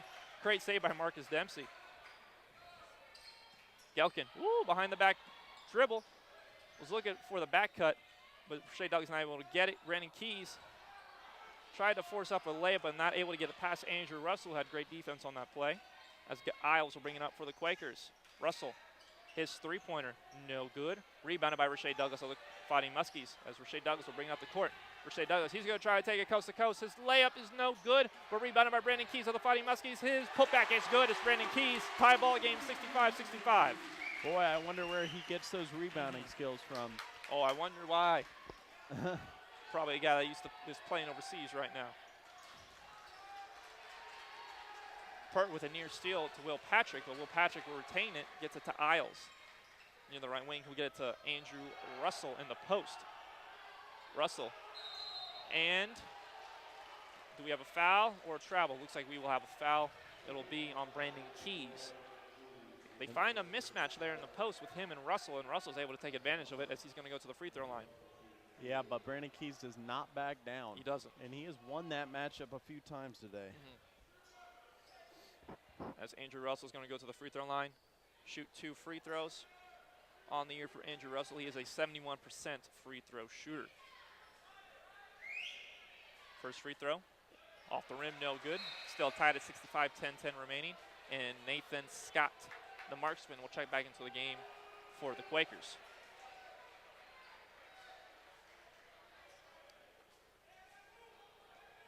Andrew Russell will step back up to the free throw line for his second attempt. And second free throw is good. 1 point advantage for the Quakers, 66-65, 10-10 remaining in this ball game. As the Muskies were able to get it into play to Marcus Dempsey. He will try and bring up the court by himself to break this press, and he will. Dempsey being guarded heavily by Kevin Lewis. Dempsey's going to try to break it. His floater off the backboard and no good, but he will go to the free throw line to shoot 2 free throws. Great offense by Marcus Dempsey. He's going to go to the line to shoot 2 free throws. As he is 2 of 3 from the line tonight. And he is, knock on wood, normally a great free throw shooter. Dempsey's first attempt is good, 66-66. His 23rd point of the night, 1 more to go. Second free throw attempt for Marcus Dempsey, rims in, got the home roll. 67-66 lead for the Fighting Muskies. As Jalen Page checks in for Aaron Gelkin. So it looks like the starting lineup for the Fighting Muskies is on the court right now. As Isles will bring it up for the Quakers. Isles will get it to Andrew Russell. Russell gets it back to Isles near the top of the key. Isles gets to Nathan Scott, who's wide open for the 3-point shot. No good. Surprisingly, he missed that. He got the back of the rim, but it looks like Isles was going in to get that strip, but looks like he got some hand in there, and that's might be his 3rd foul. Yep, his 3rd foul of the night for DJ Isles. And Jordan Jones checks back into the game for the Quakers, and he has 4 fouls. We got to keep an eye on this matchup between him and Marcus Dempsey. As I would imagine when Dempsey gets the ball, he's going to go right at Jordan Jones. But Devon Pert has the ball and get it to Jalen Page. Page, and he will almost get it to Dempsey. Great pressure by Jordan Jones to keep Dempsey from getting it. But Devon Pert drives. His layup is no good and almost rebounded by Brandon Keys, but he tips it out of bounds, and it will be Quakers basketball.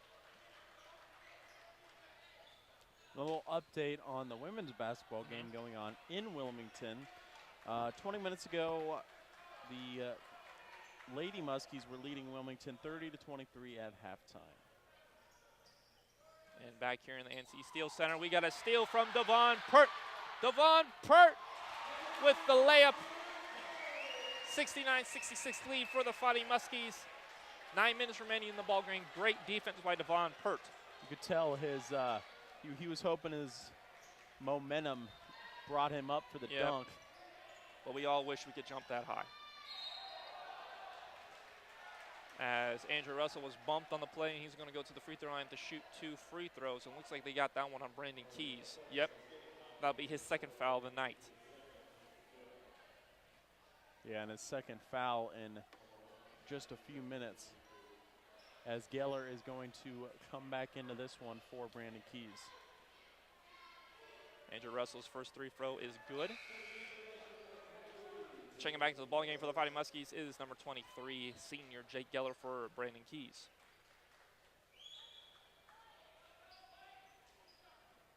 Andrew Russell's 2nd free throw attempt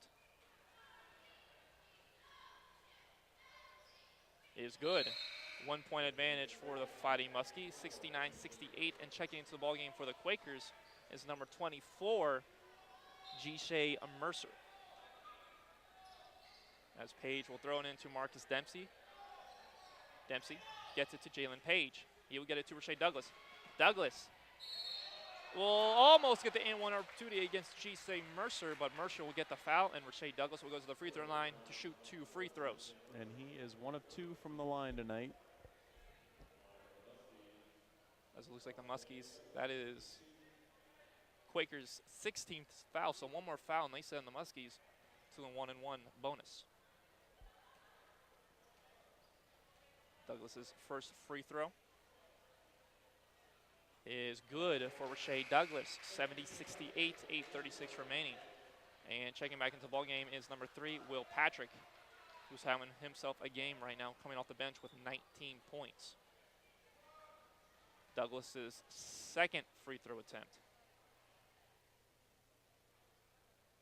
is good.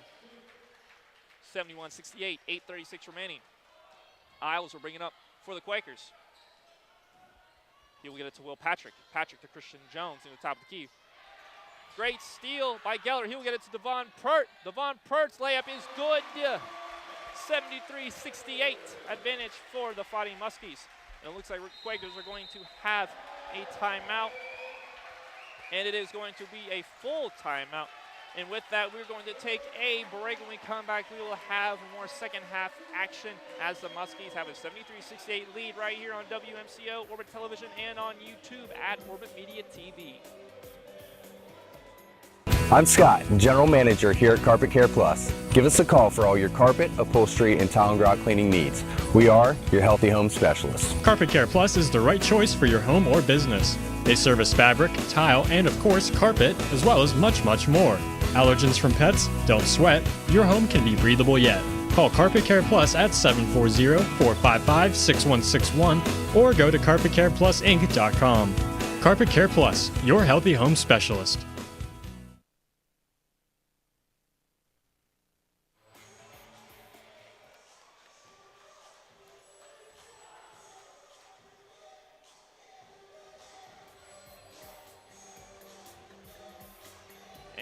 Back live from the ANC Steel Center as the Muskies take a 73-68 lead with 8:17 remaining in this ball game, as the Muskies are converting on some turnovers that the Quakers are having, and Devon Pert's getting some easy layups. Yeah, he sure is.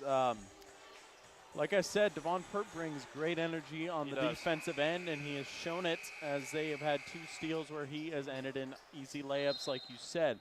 So the Fighting Muskies are really feeding off the crowd tonight. Isles will get it to Christian Jones. Isles getting a screen from Mercer, being guarded by Jake Geller, trying to get that mismatch with him and Marcus Dempsey. Geller got pump fake, but they kick it back out to Christian Jones. Christian Jones' layup is no good, rebounded by Jake Geller of the Fighting Muskies. He will get it to Jalen Page. Page drives against Giles, who will get it to Rashae Douglas. He drives with his left, gets it to Jake Geller. And he is blocked by Mercer, and it looks like he got some hand on there. And Jake Geller will go to the free throw line to shoot 2 free throws. Mercer doesn't like it, but did not get all ball on that one. I was going to say, it sure looked like a foul, and then they didn't call it. And then they called it late. That's the second time that's happened today. Geller is a 60% free throw shooter. 7:49 remaining in this ball game. 73-68. Geller to the free throw line, and it is good. Nothing but nylon for Jake Geller.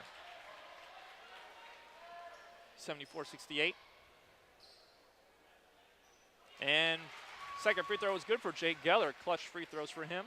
75-68 lead for the Fighting Muskies. 7:45 remaining in this ball game. And he's honestly one of those guys you do not see go to the free throw line very often. Yep. And he picks up the foul on Giles is Jake Geller. That is his second of the night. And that is the team's 6th foul. As Christian Jones will throw it in for the Quakers.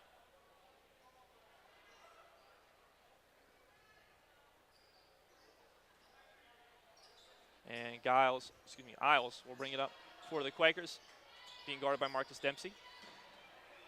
Get it to Nathan Scott at the top of the key. He will get it to Will Patrick. Patrick almost lost the ball and now is being guarded by Devon Pert, then he throws it away overhead to Nathan Scott, and it is a turnover for the Quakers. Muskie basketball.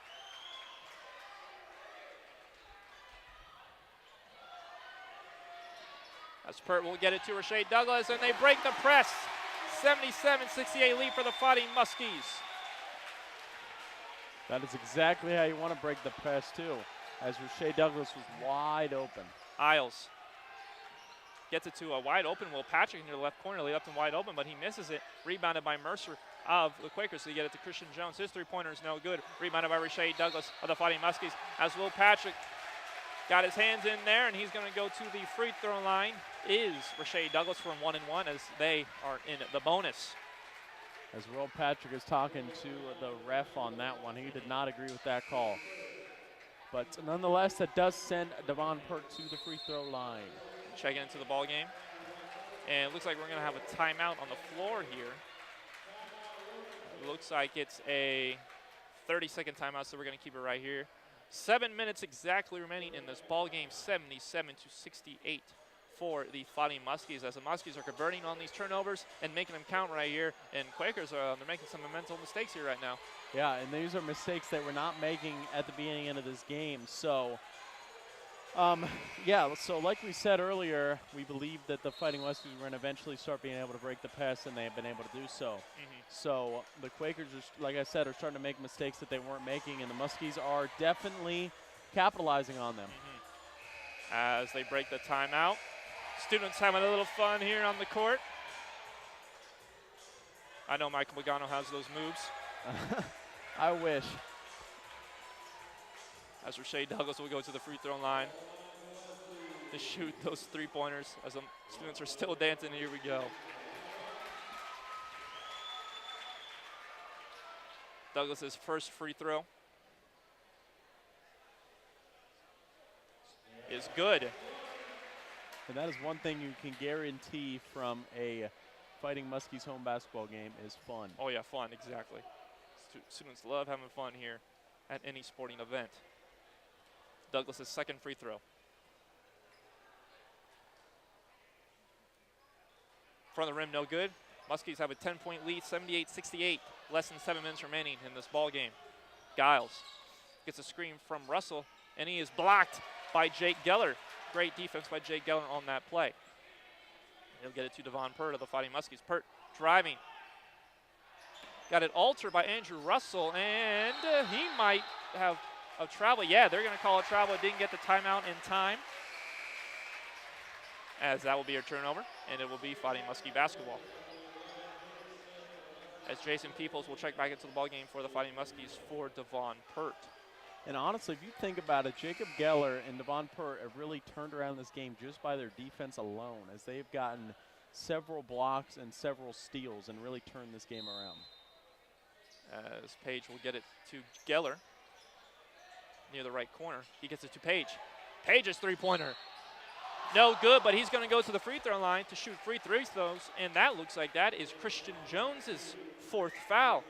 He made a bad foul on that one. He's going to go to the free throw line. Page is for 3 free throws.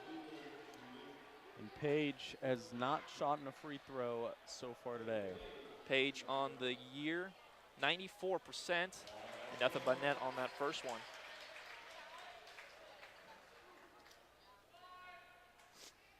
Second free throw for Jalen Page is good. 80-68 lead for the Fighting Muskies.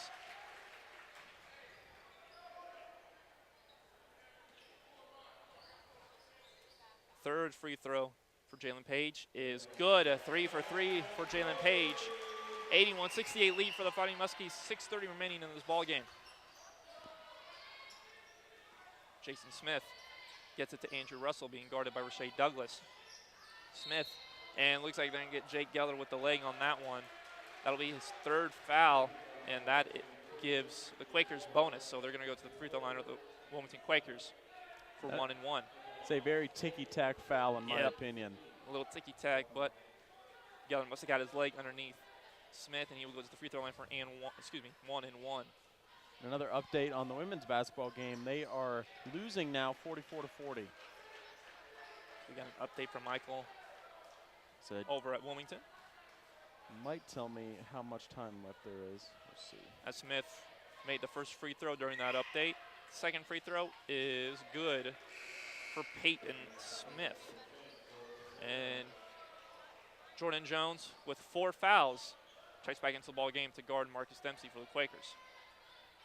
As Page will get it to Peoples. Peoples brings it up, being guarded by Christian Jones. As he gets it across the court just in time, he gets it to Marcus Dempsey. As Dempsey again being guarded by Jordan Jones. Haven't heard much from Dempsey in a while, but he hasn't needed to do much. Dempsey, one-on-one versus Jordan Jones, looking for something. Dempsey, step back 3. Back of the rim, and it looks like it hit the shot clock, so that is out of bounds, and that will be Quakers basketball. Tried that little step back J of his, is not able to get it to go. And if you're the Quakers, that's the kind of shots you want Marcus Dempsey taking. As Christian Jones will bring it up for the Quakers, being guarded by Peoples, gets a screen from Andrew Russell. They got the switch they wanted with Russell being guarded by Peoples, but they get it to Will Patrick. His deep 3 is good. Deep 3 by Will Patrick. 81-73 lead for the Muskies, as Page will get it to Douglas. As the Fighting Muskies need to keep this momentum going here, as they are still up by 8 points, but they do not want to let the Quakers back into this game. Page, guarded by Christian Jones. Page, driving. Looking for a fellow Muskie. He gets it to Jake Geller. Nice little pump fake by Jake Geller. Geller, Payne Smith able to steal that one from Geller as he lost the handle, and they will get it to Will Patrick. He gets it to Jordan Jones. Jones being guarded by Rashae Douglas. Gets it to Peyton Smith. Gets it to Christian Jones. His deep 3 in front of the rim, no good. And Marcus Dempsey stepped out of bounds. And that'll be Quakers basketball.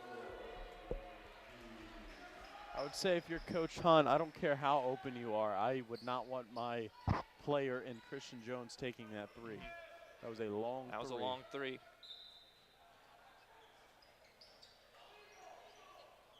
As Will Patrick will get it for against Rashae Douglas, guarded by Brennan Keys. And Rashae Douglas getting tied up with Andrew Russell in the post. And they're going to give Rashae Douglas a foul, and Andrew Russell's going to go to the free throw line for 1 and 1.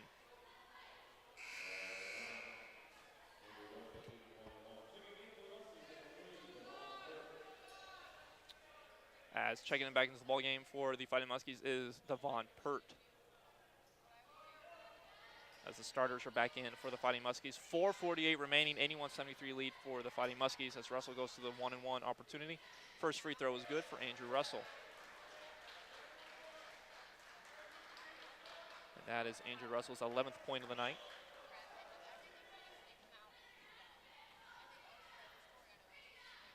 Second free throw for Russell is good. 75-81 lead for the Fighting Muskies.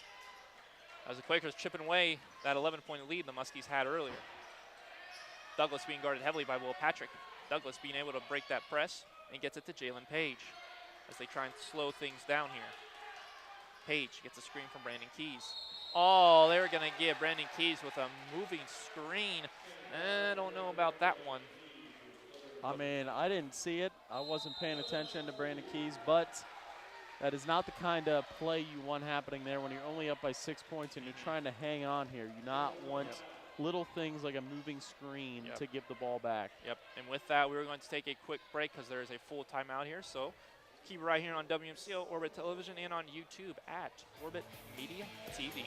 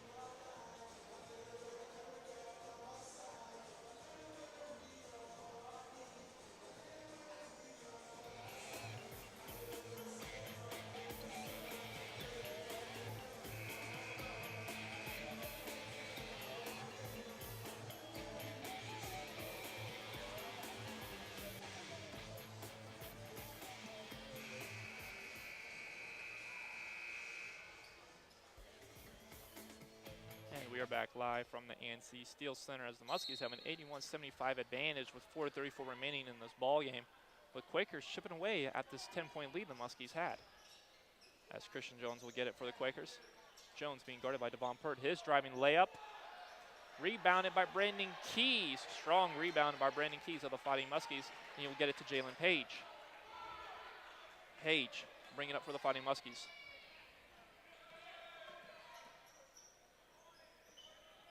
Page gets it to Marcus Dempsey. Dempsey being guarded by Jordan Jones. Dempsey. That was tipped. Yep, that was tipped by Christian Jones. I saw that one. As Will Patrick will kick it back to Christian. Goes back to Will Patrick. His three-pointer is good for Will Patrick. 25 points for him. Now cutting it down to a three-point lead for the Fighting Muskies.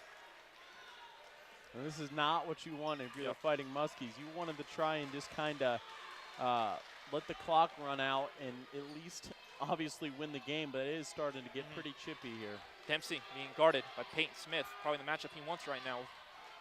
Dempsey, step back Jay. Back of the rim, did not get the roll. And loose ball, and it'll be rebounded by the Quakers. As Peyton Smith will bring it up for the Quakers, waiting for Christian Jones to get back to the opposite side, and he does. And they will set up things here offensively with the Quakers. 3:15 remaining. Deep three for Will Patrick.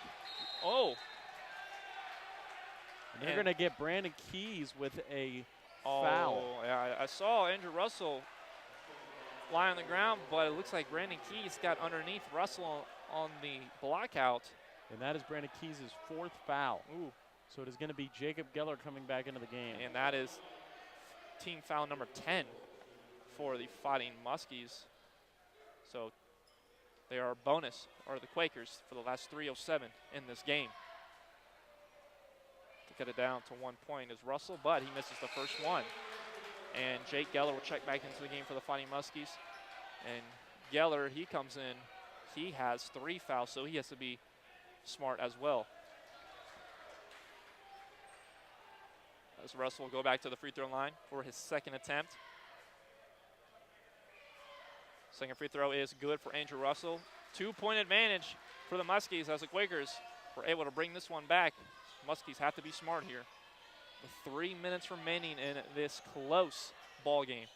As Pert will bring it up to court for the Fighting Muskies.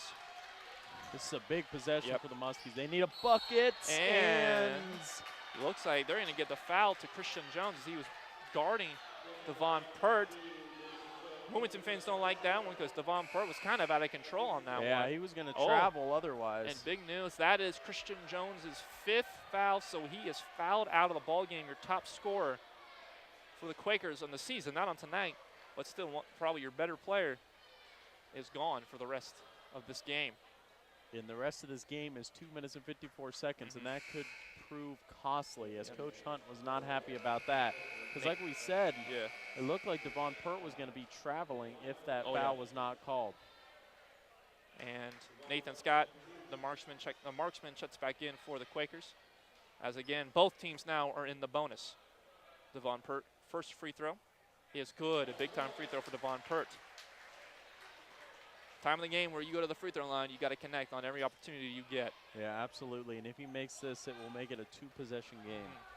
Pert, second free throw. Rimmed out.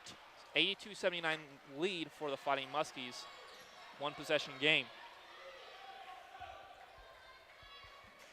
Smith gets it to Patrick near the right wing.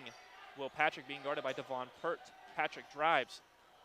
Bad pass by Patrick. He will get it to Rashae Douglas. Stolen by Rashae Douglas, excuse me. And Rashae Douglas looking for an open teammate. Douglas behind the back. Gets it to Marcus Dempsey, but it was picked up by Jake Geller. He was toppled down, but intercepted by Jordan Jones, and he will get it to Will Patrick, who will get it to Peyton Smith. Smith being guarded by Rashae Douglas. Some sloppy passing there by the Fighting Muskies. Both teams. Smith driving. And his layup is no good, and rebounded by Jalen Page of the Fighting Muskies. 2 minutes remaining. As Page will bring it up for the Fighting Muskies and slow things down. Page being guarded by Peyton Smith.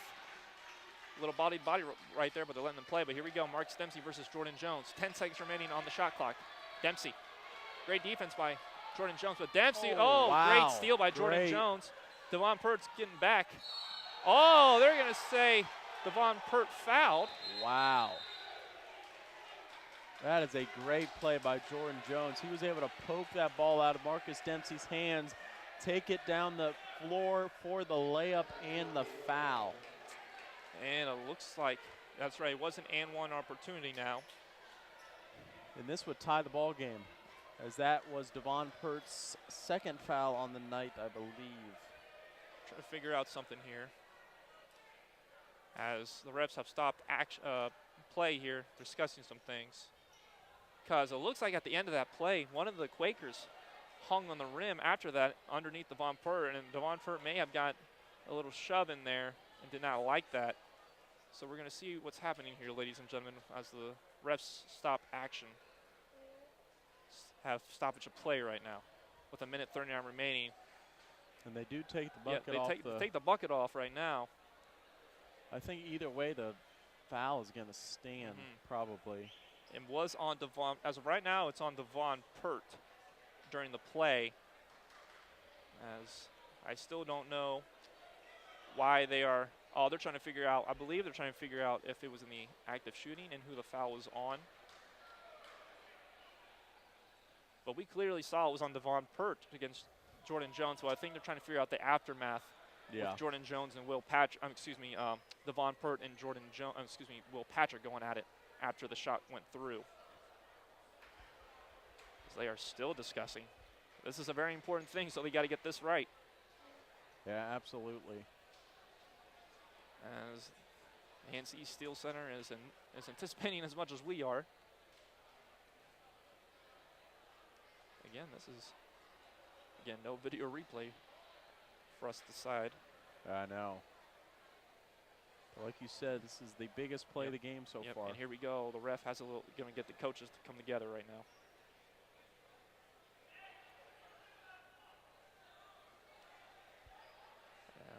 Bringing Coach Schwab and Coach Luck together. I'm thinking they were discussing what the aftermath of the shot. You can tell by Coach Schwab's reaction, he is not happy about it.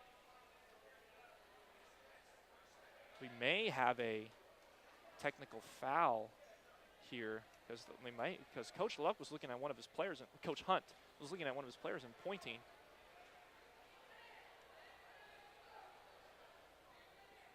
They're trying to, Coach Schwab is talking to one of the refs right now. Me and Mark are looking at him right now. He's shaking his head.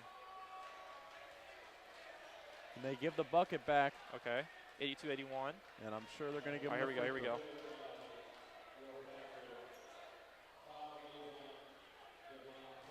Yep. Technical foul on Devon Peart, yep. Wow. What did he do? I don't even see what he may did. May gotten a little shove to Will Patrick after Patrick basically was hanging on the rim or jumped on the rim and was under Devon Peart and landed on him. And I don't think Devon Peart liked that. And this could be. And this is big time because they got a free throw. Turning point of the game. They got it because they got a free throw and then this they get the ball technical foul shot right here. And the Quakers, I believe, will get the ball back. I believe. But the technical foul will be shot first. And that is one free throw. This is a big shot right here. Jones goes up to the line and he drills it. 82-82. So they'll send they're going to send Nathan Scott to shoot the technical free throws. Now we got 2 free throws by Nathan Scott. And that will give the Quakers the lead, and they'll get the ball back more than likely. Trying to figure out. Jones went to the free throw line, and now Nathan Scott's at the free throw line, and he makes his, so 3 straight free throws for the Quakers. I believe they did the foul shot, and then the free throw. And then they took the 2 technical free throws. All right, and there we go. But the Quakers taking 2-point lead with the ball right now, so they get the ball back with that technical foul. And this becomes the biggest defensive possession of the game for the Fighting Muskies. They need to get a stop. Yeah, need to get a stop. Don't worry about fouling right now. Will Patrick, guarded heavily by Devon Peart. It is getting loud in here in the NC Steel Center Isles guarded by Jalen Page. 8 seconds on the shot clock, being guarded by Jake Geller. Isles drives, and we got a blocking foul. And we don't know if they're going to give Isles the bucket.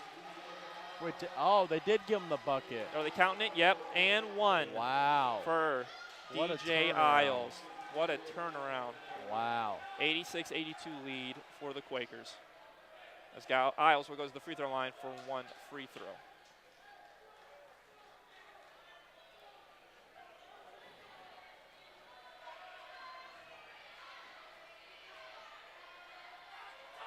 Isles And he misses it. his free throw and rebounded by Jake Geller and gets it to Jalen Page.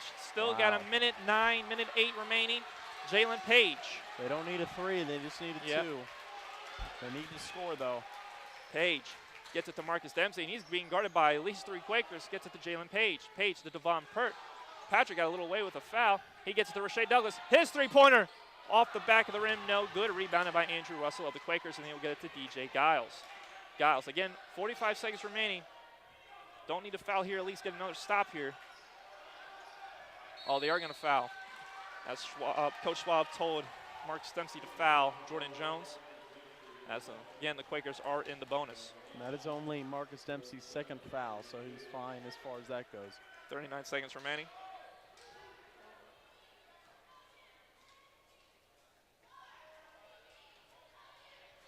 Jones's first free throw is good, as this is clutch free throw time for the Quakers right now to extend this lead with 39 seconds remaining. Jones. Second free throw is good. This Page will throw it in. Oh. Foul on Jordan Jones. There we go. Yep, on Marcus Dempsey. And that's going to be his 5th foul. Yep, on the inbound, and that will be his 5th foul, and so. I don't know what he was doing, really. He's trying to deny Marcus Dempsey, but to no avail. That will send Marcus Dempsey for 2 big free throws.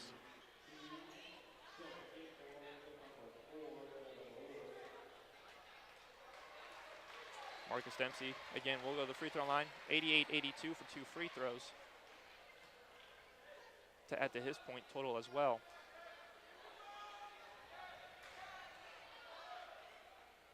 First free throw is off the front of the rim, no good. Marcus Dempsey almost airballed that one, didn't get enough on that.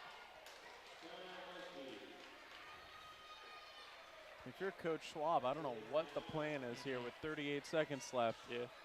It is starting to get out of hand, and it all comes back to that technical foul. Yeah.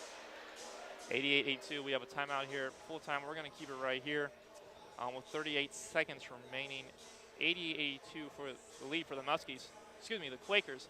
Again, it all changed on that technical foul by Devon Pert, as the Quakers got the and 1 from Jordan Jones off the steal, but now Pert made a very bad decision in the aftermath, and they gave him technical foul for it, and the Quakers capitalized and are making their free throws, and now the Muskies missing their free throws right now with Marcus Dempsey. They still got 38 seconds left. Things can happen. We've seen it in college basketball, but they have to start something here. Yeah, it all comes back to obviously the technical foul, but they were up by 10 points. As many as 11, I believe. So they had the lead and they had the momentum, and things were looking good, and then they just couldn't get a bucket, couldn't get a stop, and here we are.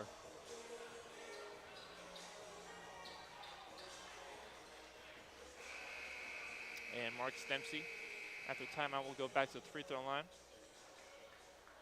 As again, Jordan Jones did pick up his 5th, and he is fouled out of the game. Dempsey's second free throw attempt is good. 88-83. Muskie's got to just play some solid defense right now. They're bringing the full court pressure. They will get it to Nathan Scott. Oh, Nathan Scott may have gotten away with a travel. Kevin Lewis will get it back to Nathan Scott. And Geller will foul Nathan Scott. Wow. I think the refs may have missed one on there. Nathan Scott probably took 1 or 2 steps before he made his pass. Wow. And now Nathan Scott will go to the free throw line in bonus. 88-83 lead for the Quakers. And the unfortunate thing is that the Muskies are really losing this game based on fouls. Yep. Oh, Nathan Scott back of the rim on his first free throw. Again, we got 28 seconds. If he misses this and they get down and get a quick 2, they still got a shot. Yep. Maybe a quick 3 oh. as Nathan Scott drills the second free throw. 89-83. They'll get it to Devon Pert as, again, Quakers still bringing that full court pressure.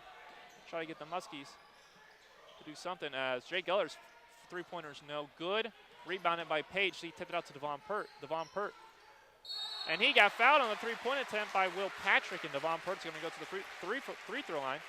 3 free throws for him. He's got to connect on these. He has to make every single one of them, as there's only 16 seconds left to go in the game. So even if he does make these threes, they're going to still have to foul going back down the court and hope for misses.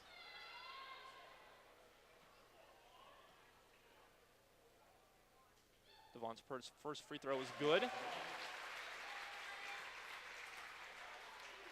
Again, he's shooting 3. It was declared a three-point shot. Second free throw for Devon Pert is good. And Coach Schwab's going to take a 30-second timeout. If Devon Pert makes this, it'll be a three-point game. I'm pretty sure he's going to try and set up a full court pressure here. And we'll see the Muskies can force a turnover.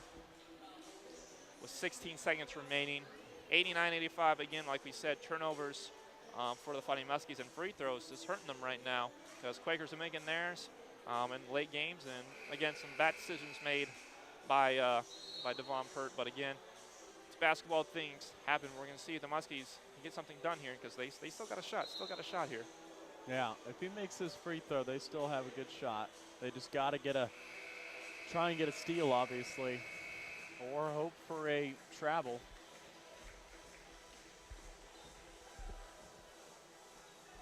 If you're going to foul anybody, you got to try and foul Andrew Russell.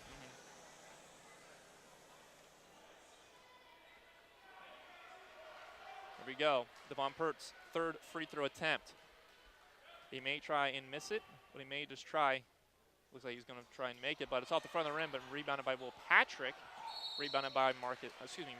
Fouled by Marcus Dempsey. Will Patrick's going to go to the free throw line. And we got Marcus Dempsey with his third foul. As the Muskies are not out of it yet, but they got to have Will Patrick here.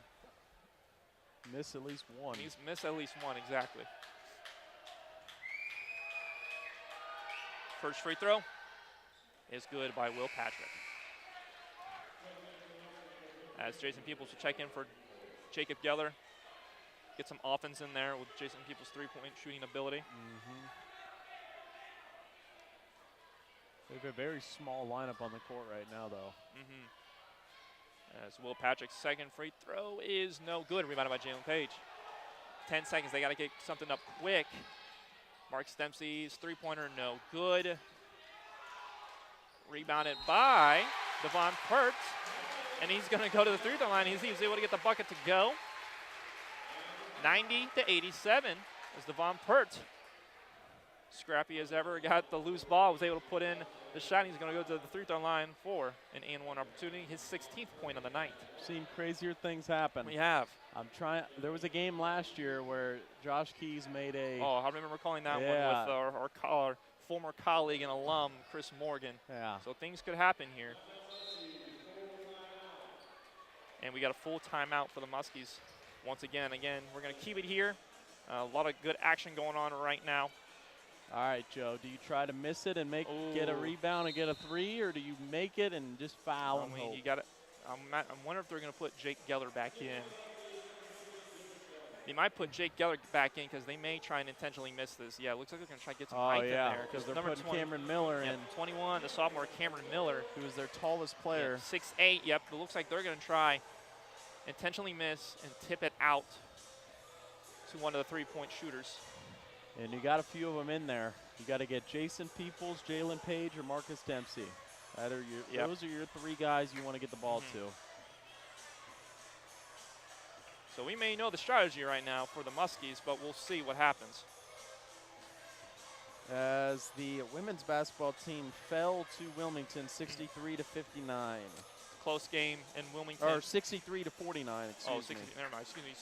63-49 loss for the Lady Muskies at Wilmington. Again, we got 4 seconds remaining, so they have time. If they are able to get this, maybe get a rebound and catch and get something going here. Yeah, they got plenty of time, but they just got to get the rebound. Yeah. So they got Jake Geller and Cameron Miller in the post to try and tip this to either Jalen Page or Marcus Dempsey. And the Quakers have Butts, Russell and Nathan Scott in there also for height. So we'll see what happens here. The tough thing is you still got to miss it. Yeah, you still got to miss it, though. Here we go. This is it. Oh, rebounded by Kevin Lewis of the Quakers. It almost worked because I saw Marcus Dempsey fly in there, but to no avail. But they could still. Things have happened, but Kevin Lewis has to make at least one free throw to seal the deal. And Schwab's talking to one of the refs. He may be asking for some extra time. As we got 1.5 remaining.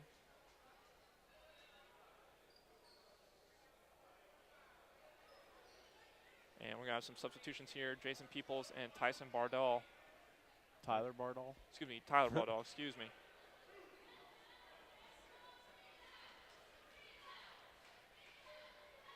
As the first free throw is missed by Kevin Lewis. Here we go. He's got to at least make one. I wonder, the Fighting Muskies are out of timeouts too. Yeah. So if they get the rebound, they're just gonna have to They launch. have time to at least catch and shoot and heave. So we'll see what happens here.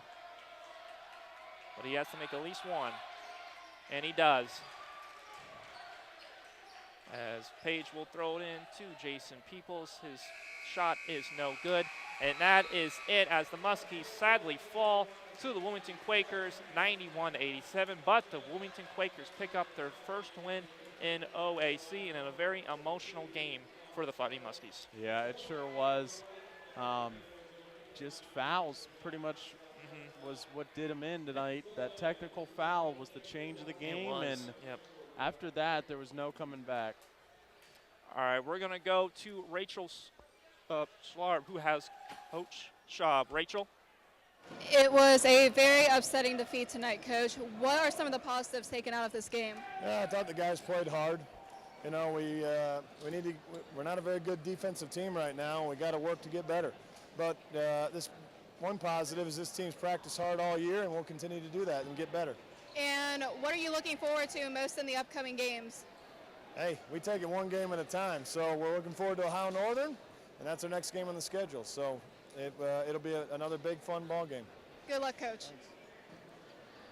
All right, thank you, Rachel. As we were able to get Coach Schwab for a post-game, and we thank Coach Schwab for able to be able to talk to us in post-game. As we know, in losses, coaches usually want to go into the locker room, talk to the players. So we thank Coach Schwab for talking to us real quick. And in a very emotional night for the Fighting Muskies, as again, this was the first home game since the tragic passing of Jarrell Marsh, as the Muskies did pretty well, but again, some mistakes in that early first half, especially with those turnovers by that press. So hopefully Muskies will clean that up here.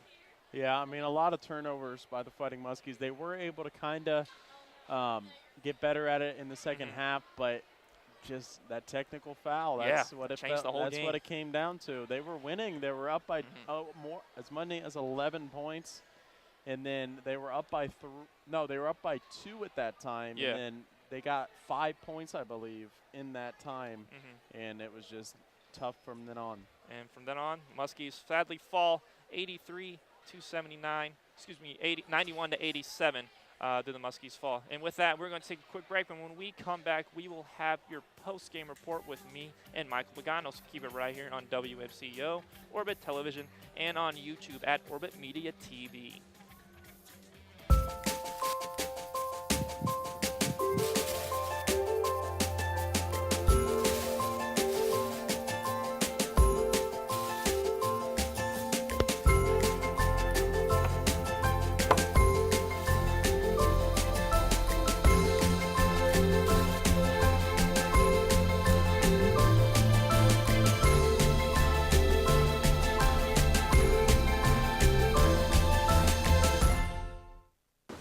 What to expect when you're expecting a teenager. Today we're talking about how to wake up your teen, and this works literally every time.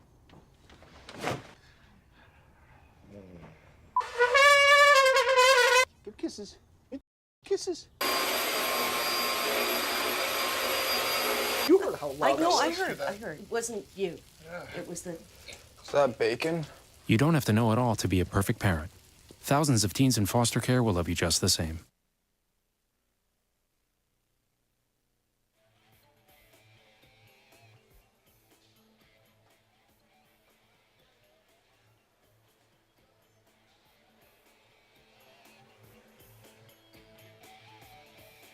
And we are back live from the ANC Steel Center as the Muskies fall to the Wilmington Quakers 91-87. Hello everyone, I am Joe Scott alongside Mr. Michael Pagano, and thank you to Rachel Slarb on our sideline. So the Muskies in a very emotional game. We knew this was going to be a very close game, very hard-fought game, as the Quakers are going to try and get their first OAC win of the year, in which they did, and they were able to come in and spoil the first home game of the new year for the Fighting Muskies, the second half of the year for the Fighting Muskies. Yeah, I mean, they sure did. They played a lot better than I expected them to. I mean, I honestly was not expecting much from them tonight, but they came out, that full court press. I think that's really what did it.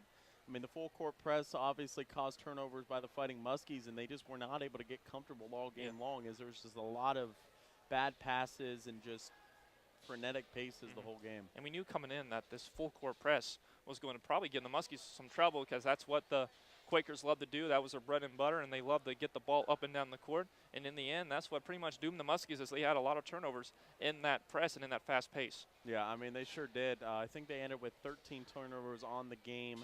And yeah, it was just disappointing. I mean, obviously the Fighting Muskies were looking good for a while. They had an 11-point lead late in the second half, and the Quakers, props to them. They fought back and were able to come out with the victory. We were hoping the Muskies would come away with a win, and a very emotional night for Jarrell, but not able to. We will look at our players right now. The game, players that stood out, Marcus Dempsey having a little slow night so far, but he finished with 24 points on the, 25 points on the night, so he added more to his total, but just not enough to get past these scrappy Quakers. Yeah, and Marcus did have a good night. He ended up having 25 points, obviously, but you could tell he was still a little off tonight. It was not his best night, but that's what you need out of your best player. I mean, you need him to be able to still be productive even when it's not his night. So another guy that obviously played well was Devon Purp. He just brings a lot of energy, a lot of emotion, obviously, to the game as well. So those two guys definitely stood out for me. 18 points for Devon Purp tonight, as he may be filling in the role for the next guy up behind Marcus Dempsey in points and in team total. And now we go to the Quaker side. The guy that stood up to us was Mr. Will Patrick. He had a good night, 26 points coming off the bench. Did not see that for him. Four Quakers had double figure points, with Nathan Scott at 18, and Andrew Russell at 13, and Jordan Jones with 10. So good little scoring for the Quakers tonight, especially Will Patrick. Yeah, I mean, Will Patrick did have a good night. I didn't realize he had 26 points, but another guy I thought did well was Nathan Scott. Nathan Scott had a good night. He made a lot of threes, but Mr. Energy, Jordan Jones, defensive, I mean, he was all over Marcus Dempsey all night. And honestly, I think his defense got him that 10 points. I mean, he just was all over the place defensively. You could tell he was loving being out there. And, I mean, that's just the kind of guys that the Quakers are. And the key play, probably the key play of the game at that point, guarding Marcus Dempsey, stole it from Marcus Dempsey and got the and-one opportunity against Devon Ford. Then Devon had the technical foul after that. So that was basically probably the play of the game for me. The whole thing just changed right after that, and that was all thanks to Jordan Jones and his defense. And the whole entire Quakers defense was just incredible tonight, stopping one of the best offenses in the OAC and one of the best players in the OAC as well. Yeah, I mean, they sure did. They played phenomenal defense. Like we said, namely Jordan Jones, he played great. Yeah, like I said, the Quakers played great tonight. They deserve that win, honestly. Yes, they do. And with that, we're going to take a quick break. But then when we come back, we will finish off your post-game report and talk about the next game coming up for the Fighting Muskies right here on WMCO, Orbit Television, and on YouTube at Orbit Media TV. I'm Scott, General Manager here at Carpet Care Plus. Give us a call for all your carpet, upholstery, and tile and grout cleaning needs. We are your healthy home specialists. Carpet Care Plus is the right choice for your home or business. They service fabric, tile, and of course carpet, as well as much, much more. Allergens from pets? Don't sweat. Your home can be breathable yet. Call Carpet Care Plus at 740-455-6161 or go to carpetcareplusinc.com. Carpet Care Plus, your healthy home specialist.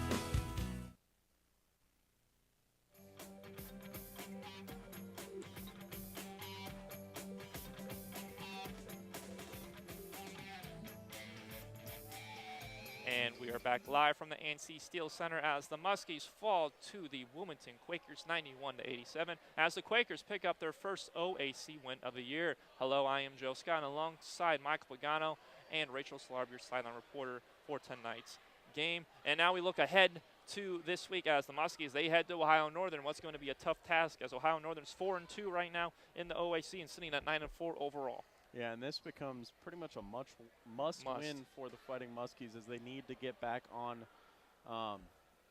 into the swing of things. They need a win over the Polar Bears in Ada, Ohio. So, I don't know. I think the Fighting Muskies obviously could have played better tonight, but at the end of the day, still a close game, and it obviously was not their best night. So you can tell they got a lot more in the tank, and we're hoping they bring it out there on Saturday. Because you would have thought they would have won this one against an 0-6 conference team in the Quakers, but the Quakers came out and played one heck of a game, and they were able to get their first OAC win of the year. So with that, I'm for Michael Pagano and Rachel Slarb, I'm Joe Scott, and we want to send our heart and prayers to the Jarrell Marsh family during this tough time, to all his friends and family and loved ones.